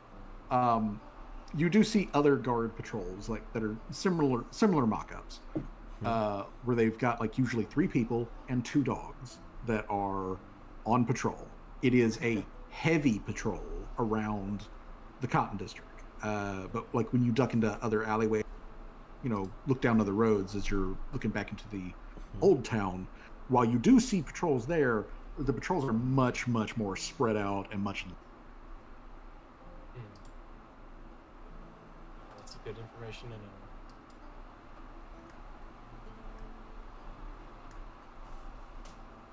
So, since you're just sort of like skirting the edges, while you're, I assume that what you're going to do is you're scope out, here from the edge, the Cotton Square, kind of get a feel for it, and then head back to the inn. Yes. Okay. Then, since you guys are out here, low light vision, which means you can see reasonably well, give me a perception check for the both of you. Oh boy. Hey. Man, I've been having some pretty good rolls. Yeah, you've been nailing these perception checks. Okay, well, 15 though is still pretty good. Okay, so I'm going to let's see here. Let me. The night is my ally. Let's see here. Let me go to map tokens. Here we go. All right. So let me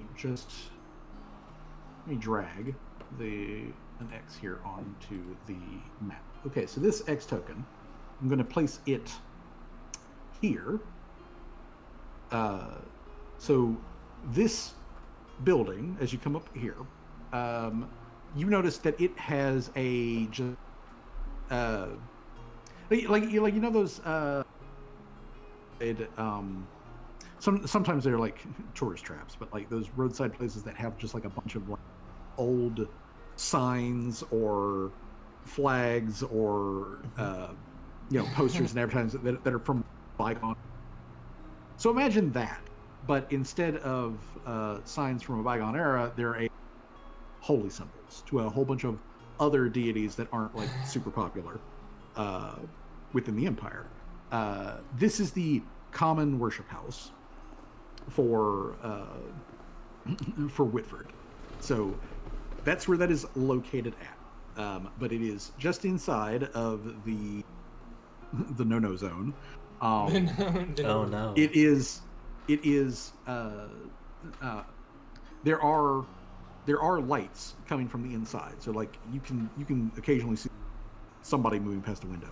So there are people in there, and it is lit up, but it's also just inside the no-no zone. So you know where that is at.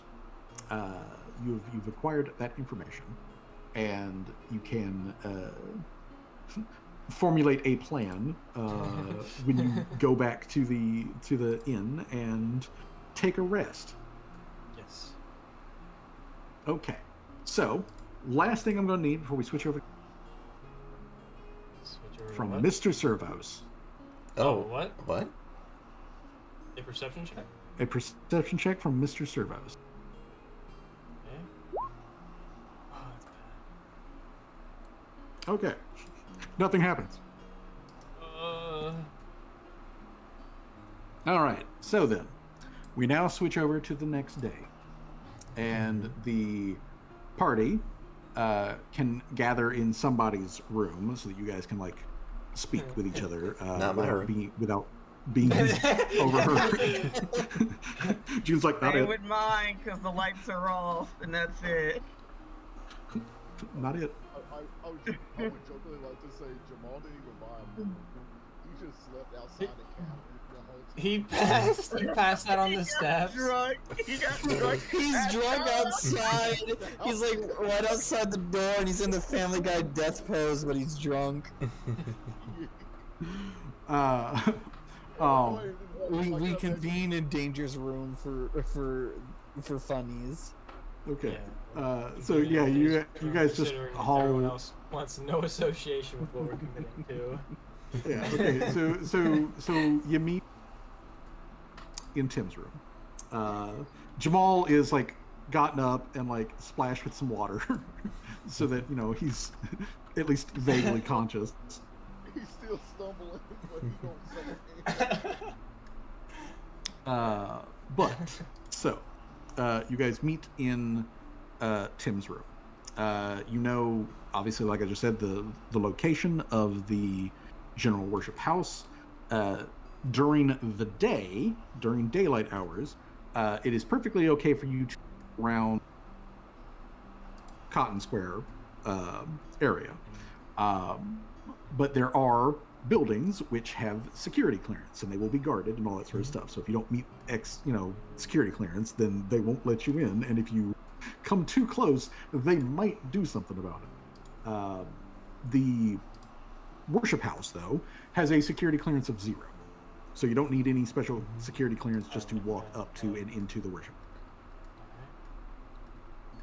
So, with that information in tow, what do you want to do here on this day to begin trying to put together either where you can get the stuff to make a warehouse, a shop, or the people to run a workshop? I want to. I mean, both are very useful, but I wouldn't be if I have the things. I wouldn't be able to run the workshop because I don't have the people. I think I will formulate formulate a plan to get potential hands for the workshop that we will do. Okay. So, you're going to be looking for people that can help us. There are a plethora of people that have skills that Callie would need to run the workshop. You're just simply looking for the right people to do it. Yes. So, so let me ask you this. Besides the is, and that could help out with finding people the right sort of belief to help out here. We could simply have Callie make a society check to see if she can, essentially just sort of like canvass the area, ask, casually around for who might also be able to help her. So, do you want to just go to the and check with that specifically, or do you want to do a general canvas town else who, might be down for the specific type of clowning you want to do? I mean, both sound. What do you guys think? At least the people in the room currently with us who are like, I mean, fucking Jamal is probably like hung the fuck over, probably has no idea what's going on, but he's just saying yes and no to everything we're telling him. Bark and anti-bark. What do you think, Johnny? Since you will be helping me the most, probably. I think honestly. I mean, couldn't we say like do both potentially, or like have somebody go to the thing and then like have me canvas the streets? I mean, you could do that. You could either have someone else canvas the streets while you check the worship house. You could basically send Tim, to like ask around. I mean, I would have.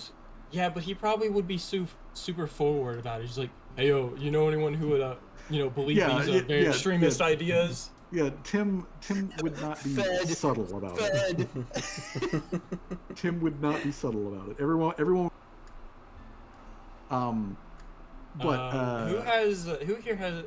Who in the current room, who with us, has like how is everyone's like society like religion modifiers? Let me double check actually. My society is nothing. My society is 2. My religion is 6 though. My religion is also 2. For instance, Tim has a 2 in religion and a what? A 0 in society. Oh my god, am I the only one who has a... Well, shit, it seems like I'm gonna have to canvas the streets then. Yeah, 6 in religion and 6 in society. Jamal got a 6 in society. Oh, yeah, well, I got a 6 as well. Yeah, Jamal and Laria, actually. I have a 9 in society and a 5 in religion. It's literally right above society in the skills. Yeah, it should be right above it. Oh, I got 0 in religion. I can't do it. Oh well. Yeah, if you're going to the worship house, it will be a religion check. If you are canvassing town, that is a society check. Oh well, then I'll have cause like so who has the highest religion check in here? I got a 6 in religion. Oh, you have a higher religion check. Larry's got, I think June also. Yeah, I have a what? In religion? Yes, religion. Okay, yes. Okay, so June's got a 6. Larry's got a 6. Callie's got a 5, and then everyone else. I think my plan is, since I have the highest society modifier, I'll canvas the streets and send you guys to the worship house. Okay. Well, at least the people with the high all right. since since Callie is still the one who's like trying to drive this thing, the people that you are sending to the worship house, what are their walking orders? What are they trying to do? What are their walking orders? Like Yeah. If who's you're walking sending, in if you're first? if you're sending them there, what are you telling them to do? Shit, this is difficult. Because like I know that if I tell them if I tell their specific characters anything, like I know that like at least like a couple of them would not do it. I have to be very specific about what I'm asking them. This is because Johnny knows This is fucking, exactly. now we're playing. Big brain plays. Okay, well Johnny knows the plan fully. And Yeah. so I told him.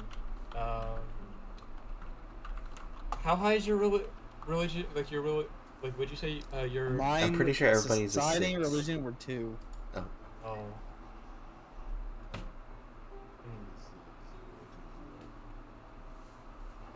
Religion is Religion is both 6.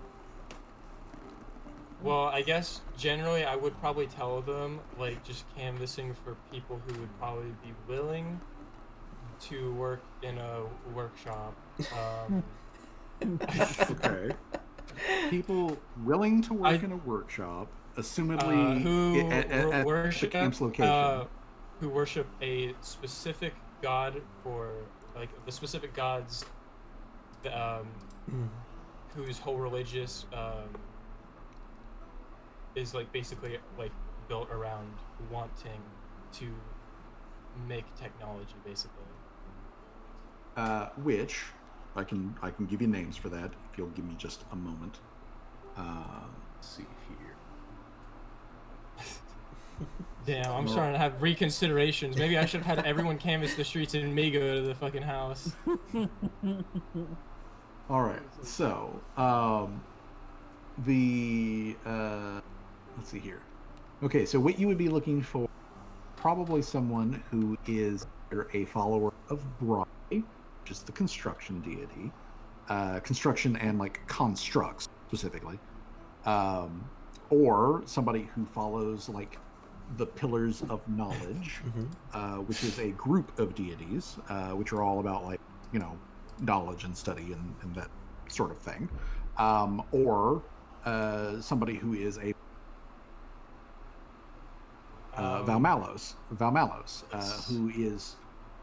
who is a weird god. Let's put that out there. Who is a weird god, but like it's all about Magitech stuff. So, and and I would tell them, don't be like full on blunt about it. Be like very subtle. Just ask questions, ask around all the different followers, and then I would obviously show them like the different insignia for the different religions. Okay. And then I probably would ask everyone, you guys got any better suggestions for what we should do? In case this one is just absolutely insane and you guys don't want to go wrong with it. I don't. I mean, what would you prefer? What would you prefer to do then? Not starting. I'm gonna assume not starting a cult. Oh well. I mean, did you not listen to what was that dwarf's name again? Lawbringer. Lawbringer, Cod of Clan Battlemire. Well, last time I checked, starting a cult wasn't illegal. It's the things that the cult is doing that are probably going to be illegal. So.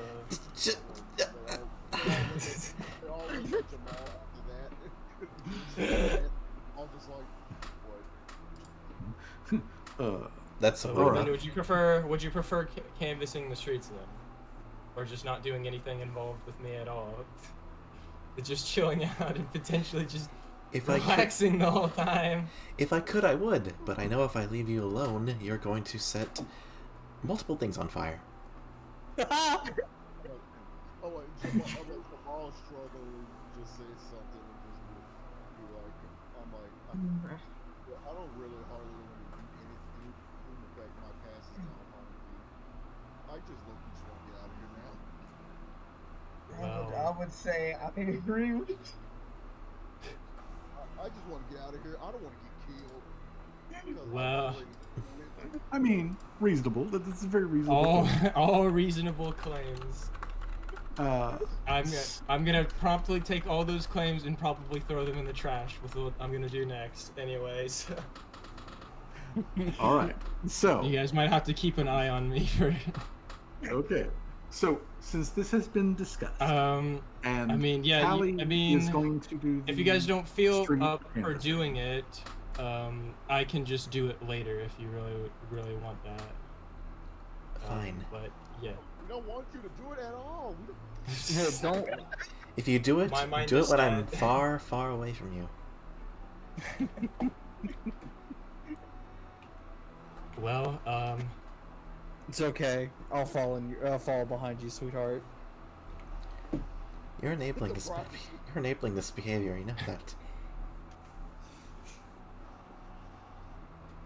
we are looking for workshop hirelings and supplies. As a Jamal just raises his hand to June, just be like, just let him. At this point, I don't care. While he's still struggling from his hand. Okay. So then, let me get to this. Let me get to this point.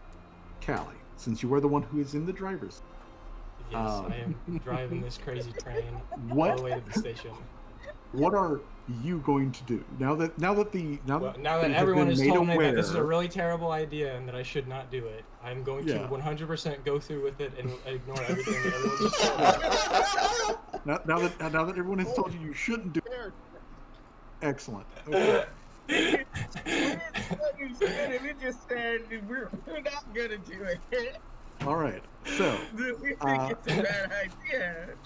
Callie is the catalyst. So, Callie, you are specifically though going to canvass the streets because you've got a very high, correct? Yeah, it's a height. Yeah, it's a 9. Okay, I'm assuming that Seamus. What about Seamus? Are you traveling with Callie to help her Yes. the canvassing the streets? Okay. I'm also assuming that Callie is going to riding around with Mr. Servos. yes. Okay.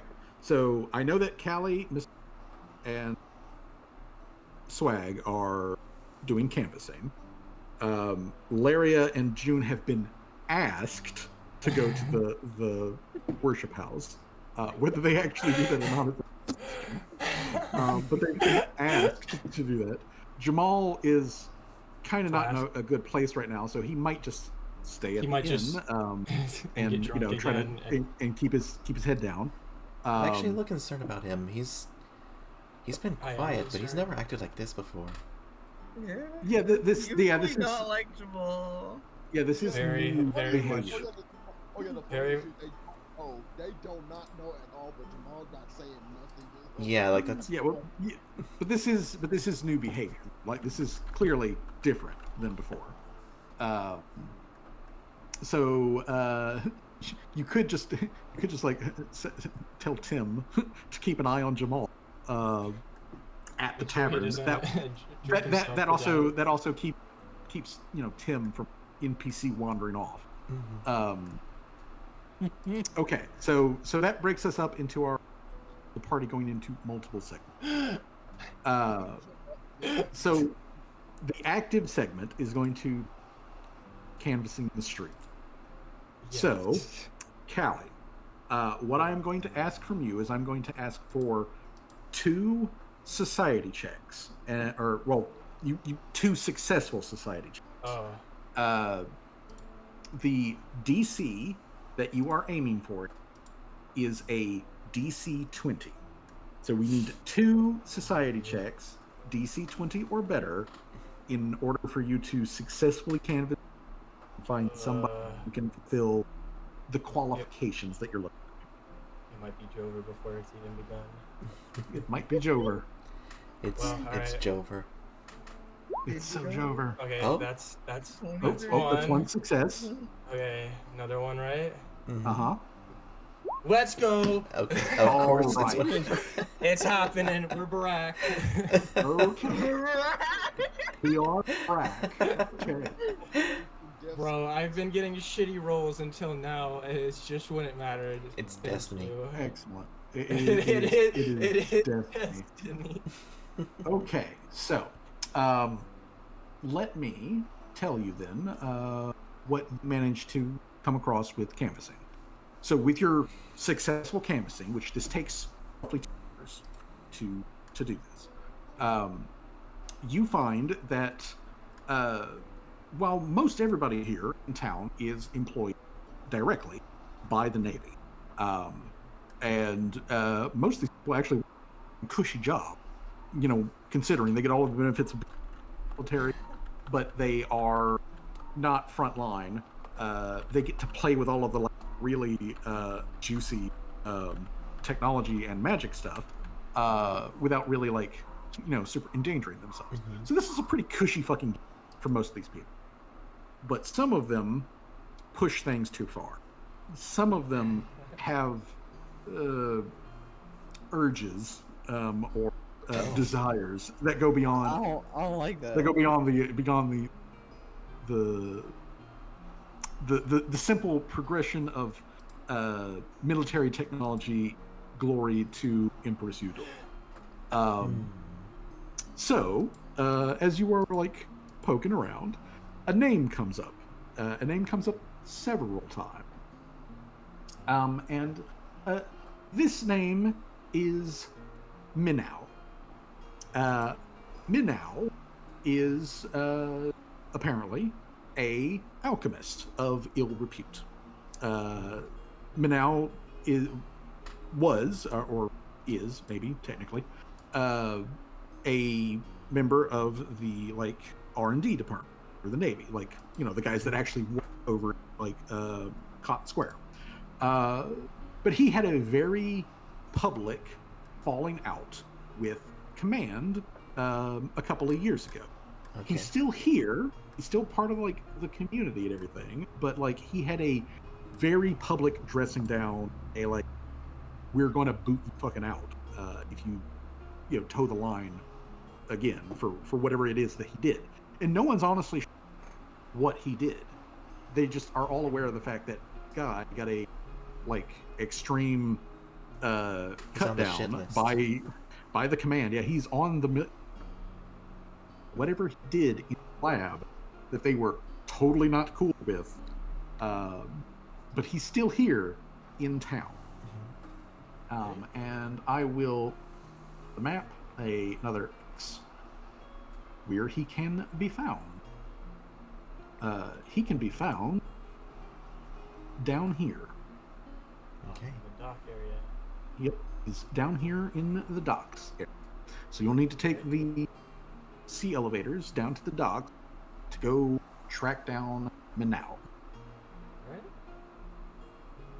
So, while you guys are moving in that direction, B team is B team even going to do anything? I think we're gonna nurse Jamal's hangover. You know what? That sounds constructive, actually. Guys, Okay. I'm taking the executive decision. All right then. So, Everybody want to attend to Jamal? all right. So while y'all Yeah. are helping Jamal, Yeah, we're gonna have an intervention. deal. We're gonna ask Yeah, Jamal what's up. If you want to RP it a bit, just just gonna Yeah. kind of get him into a sitting position and be like, hey, you've been acting funny ever since we got here, or since we talked to that dwarf.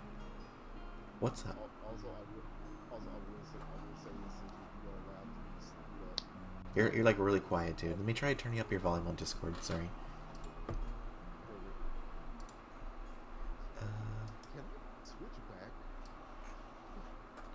See, that's 150%. Let's see. Try that.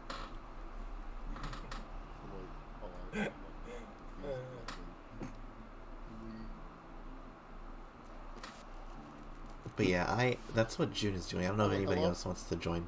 Yes. What are we going for? Like Irving? Are Yeah. you trying to go I- for like compassionate approach, or like how are we Tough approaching love. Jamal? Mhm. But yeah, RPing it, Um, she's gonna like pick him up, dust him off, and Oh, be yeah. like, you've been acting Oh, like, but, strange ever since we met that dwarf. Is something wrong? They barked at you, but Oh, like, I was like, okay, so y'all can't hear me, right? Like, I sound We can clear. hear you now. yeah, we can hear you now. Yeah, we hear you. Okay, and I said, Citra, I was like, you're allowed to do the snap thing because Jamal literally about to go.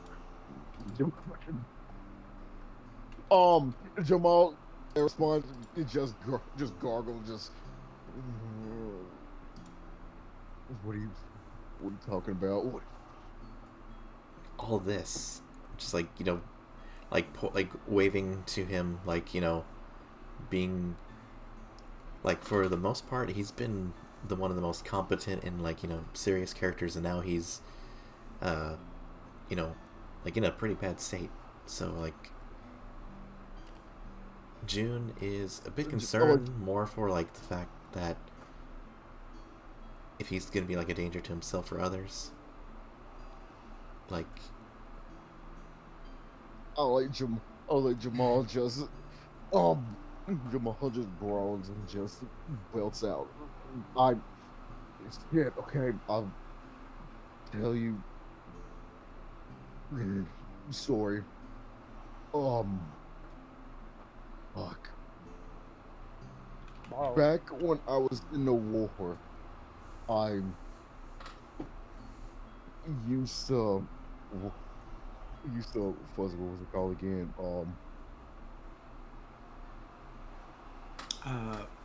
Specifically what? Like Jamal used to do, and that's Jamal was a tunnel runner, in that he's sent to a bunker, essentially, to ferret out any like holdovers that were like still in the bunker. Also to like search for traps or anything like that that had been set by the retreating McMarch's forces. So generally speaking, that was called tunnel running. So you were very literally in the trenches, like the most recent oh god, what was the name of that game? I forget what the name of the game is, but it's imagine World War I trenches bunker. That's where you were. You were in that hell specifically, fighting guys like, well, not even really like fighting guys like the Knight. If the Knight showed up, like, you guys booked the hell out. Like, your entire squad would leave if one of them showed up.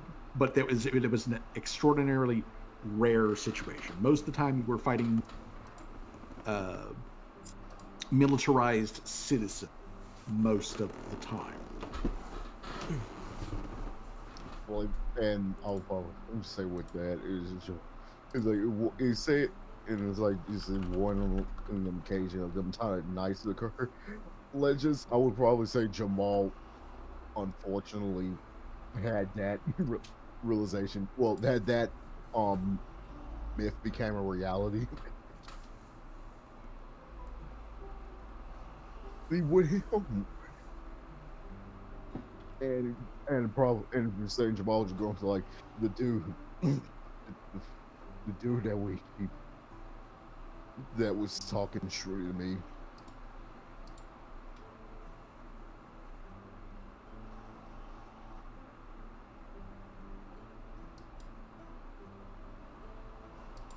And my background.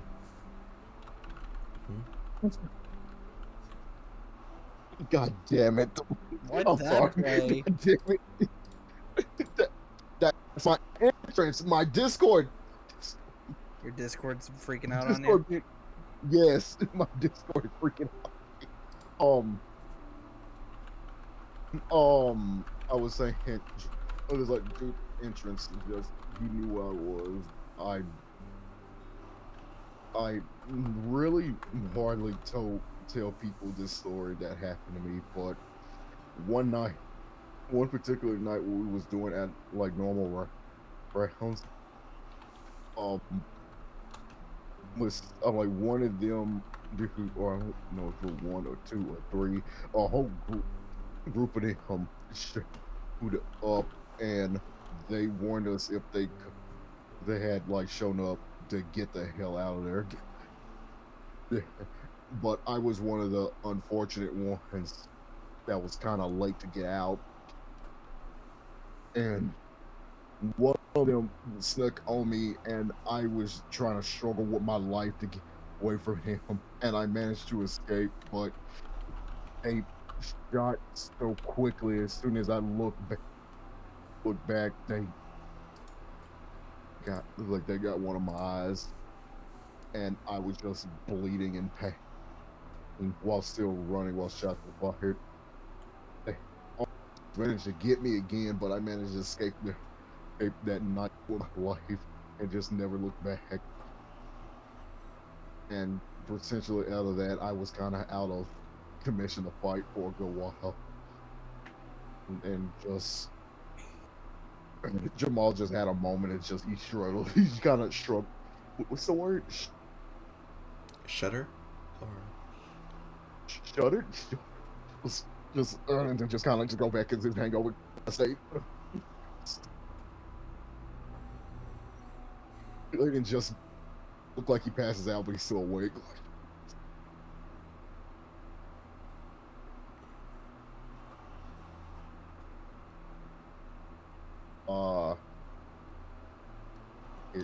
Is anybody here? I was saying anybody. Yeah. We're here. We're listening. Like we're like, I don't know if like you were stopping or. Yeah. I stopped. I stopped. Jamal just kind of shuddered and just went back to his being back in hangover mode. Mode and the memories came back. June looks to Laria, or Laria's here with us, right? Yeah. Yeah. Just making sure. Just be like, well, he's not sick, but he's certainly shaken up. I didn't. Mentally unwell.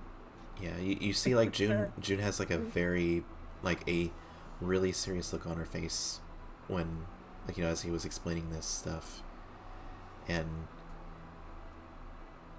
she kind of confides in you and says, I get where he's coming from. It's being confronted with that sort of stuff can shake you. It just don't know how to help him. He seems like he's taking to the drink to numb the pain.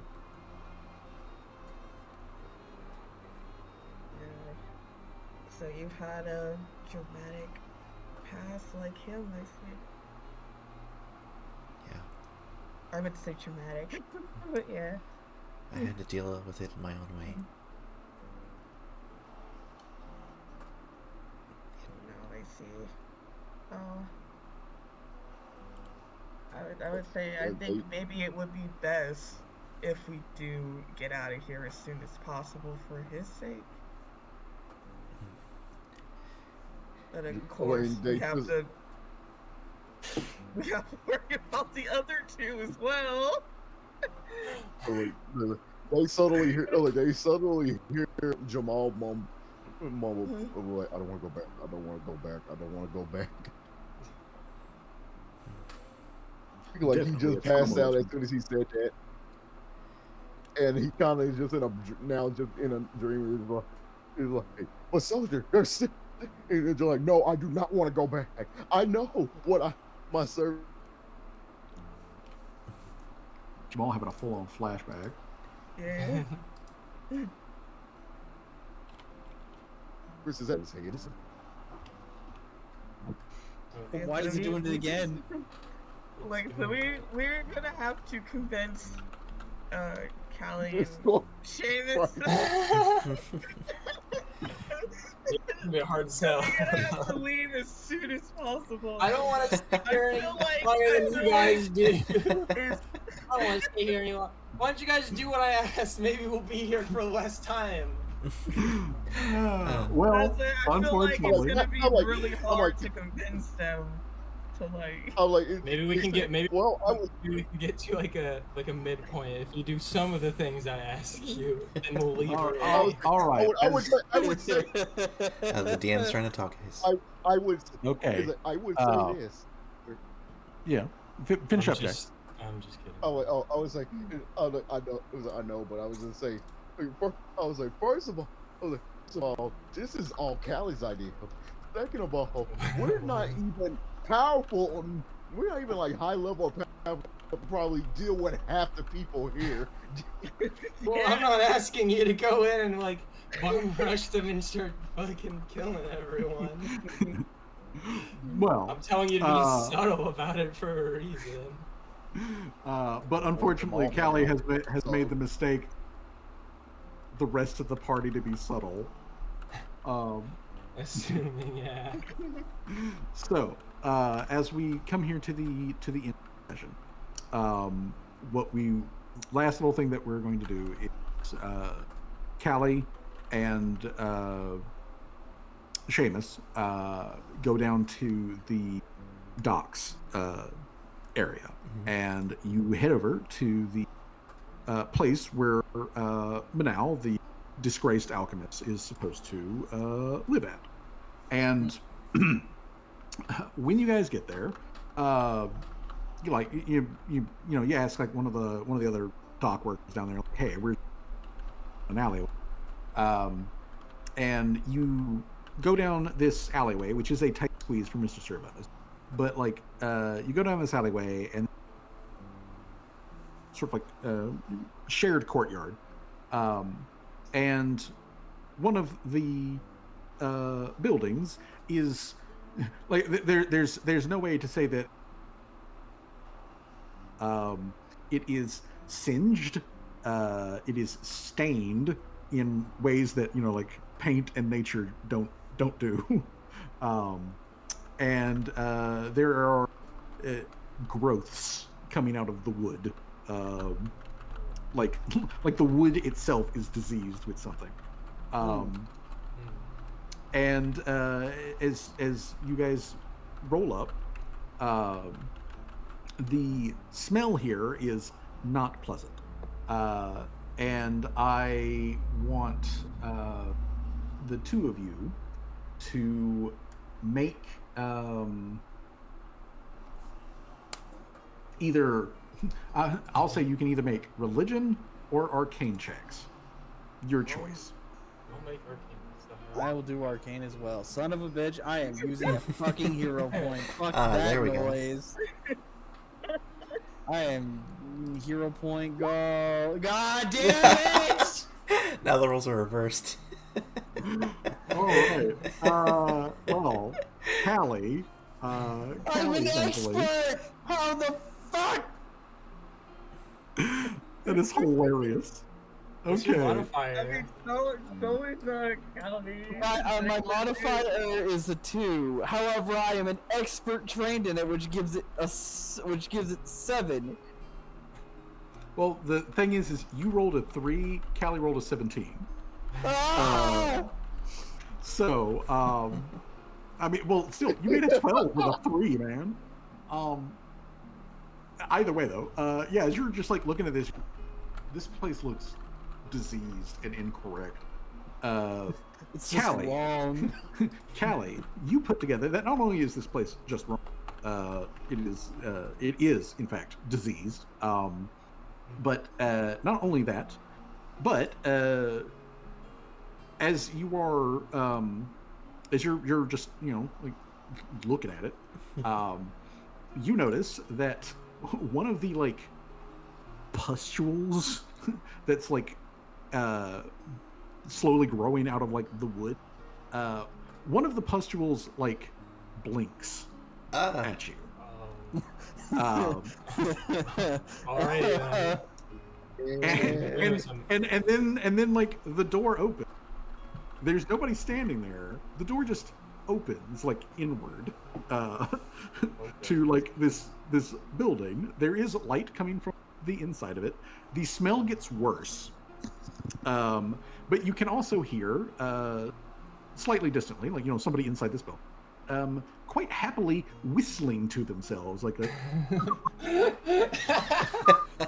that kind of like thing, and you can hear the bubbling of like beakers and other alchemical like tools, just like bustling in the background. So there's definitely something going on inside of this place, and this is where we are going to end at for the day. I was gonna say to Johnny and Rasu, be on guard. I already have magic missiles like charged and locked and loaded. So you guys stand on the doorstep of Minau, the disgraced alchemist. The rest of the party is helping Jamal deal with. His traumatic experience, which like comedic as like it has been for like Callie to like run around town, try to do this stuff with like a hair's breadth of a plan. It's been extremely nice to have it paired with this like honestly deep role playing stuff that's going on the other side that Callie's not paying any attention. It's very on brand with Callie. The fact that she's thinking she's in her mind, she's in her own little world, she's like, she's got a goal, she's gonna fulfill it. She's gonna make it through. Laria is kind of suspicious of Seamus.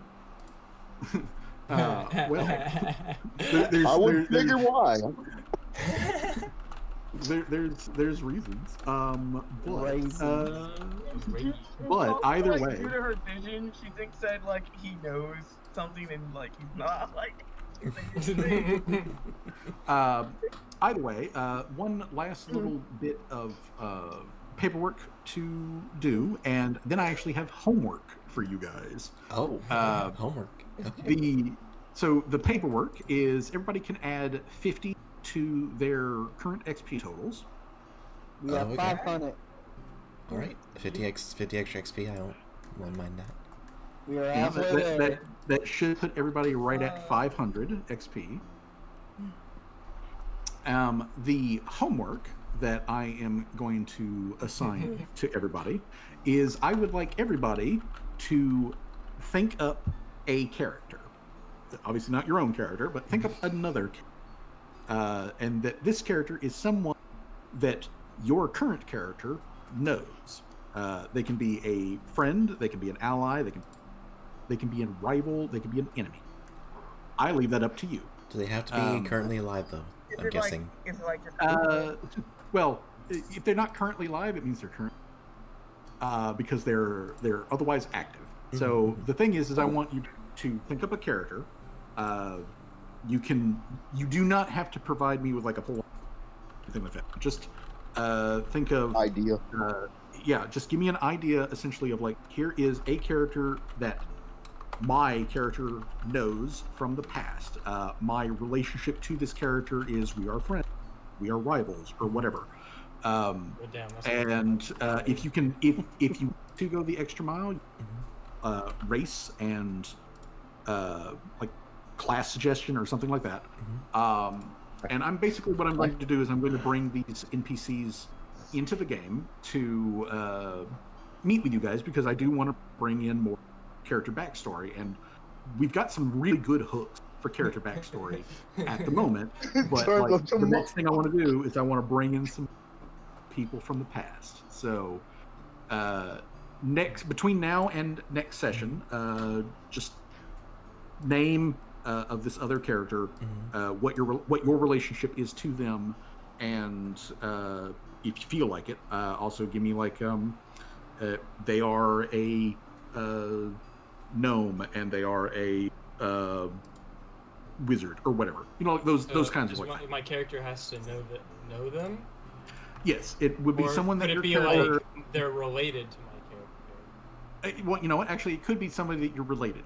So it could be like, because it didn't come up, but like I was going to have like one of the do something.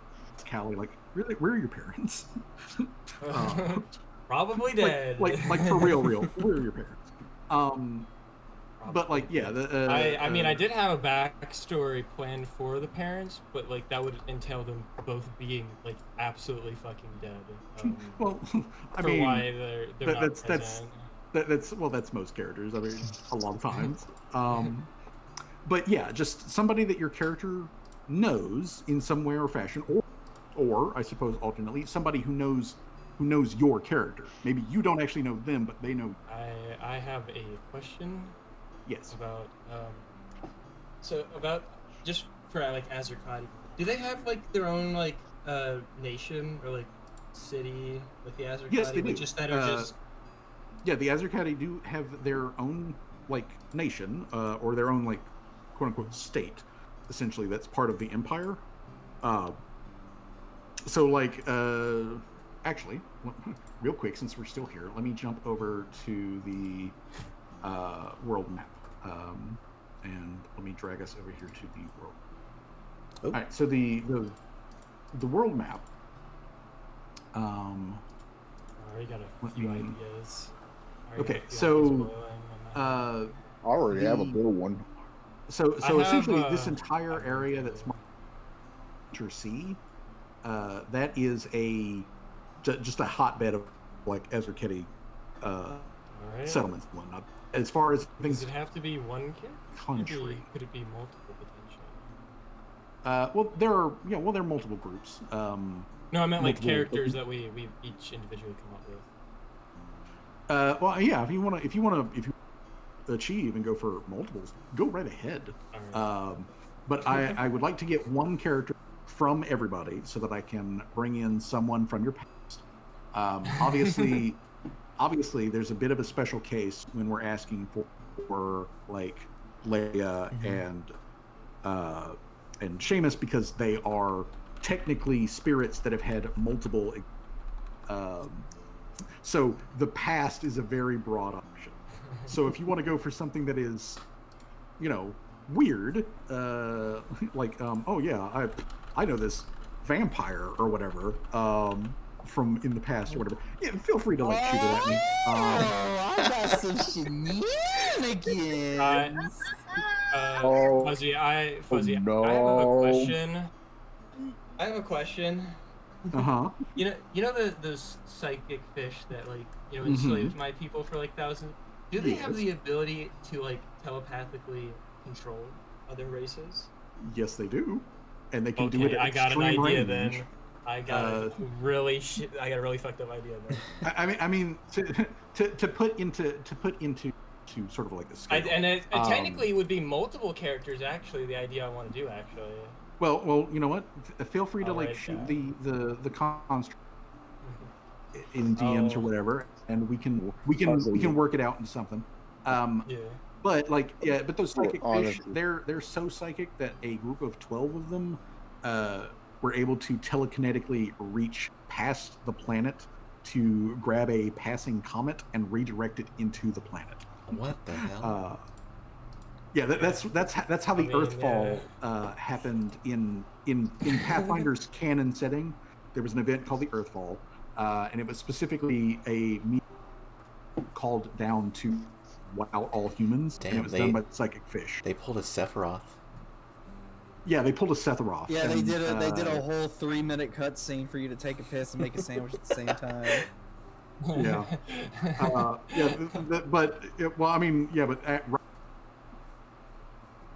Summon the Knights of the Round and everything.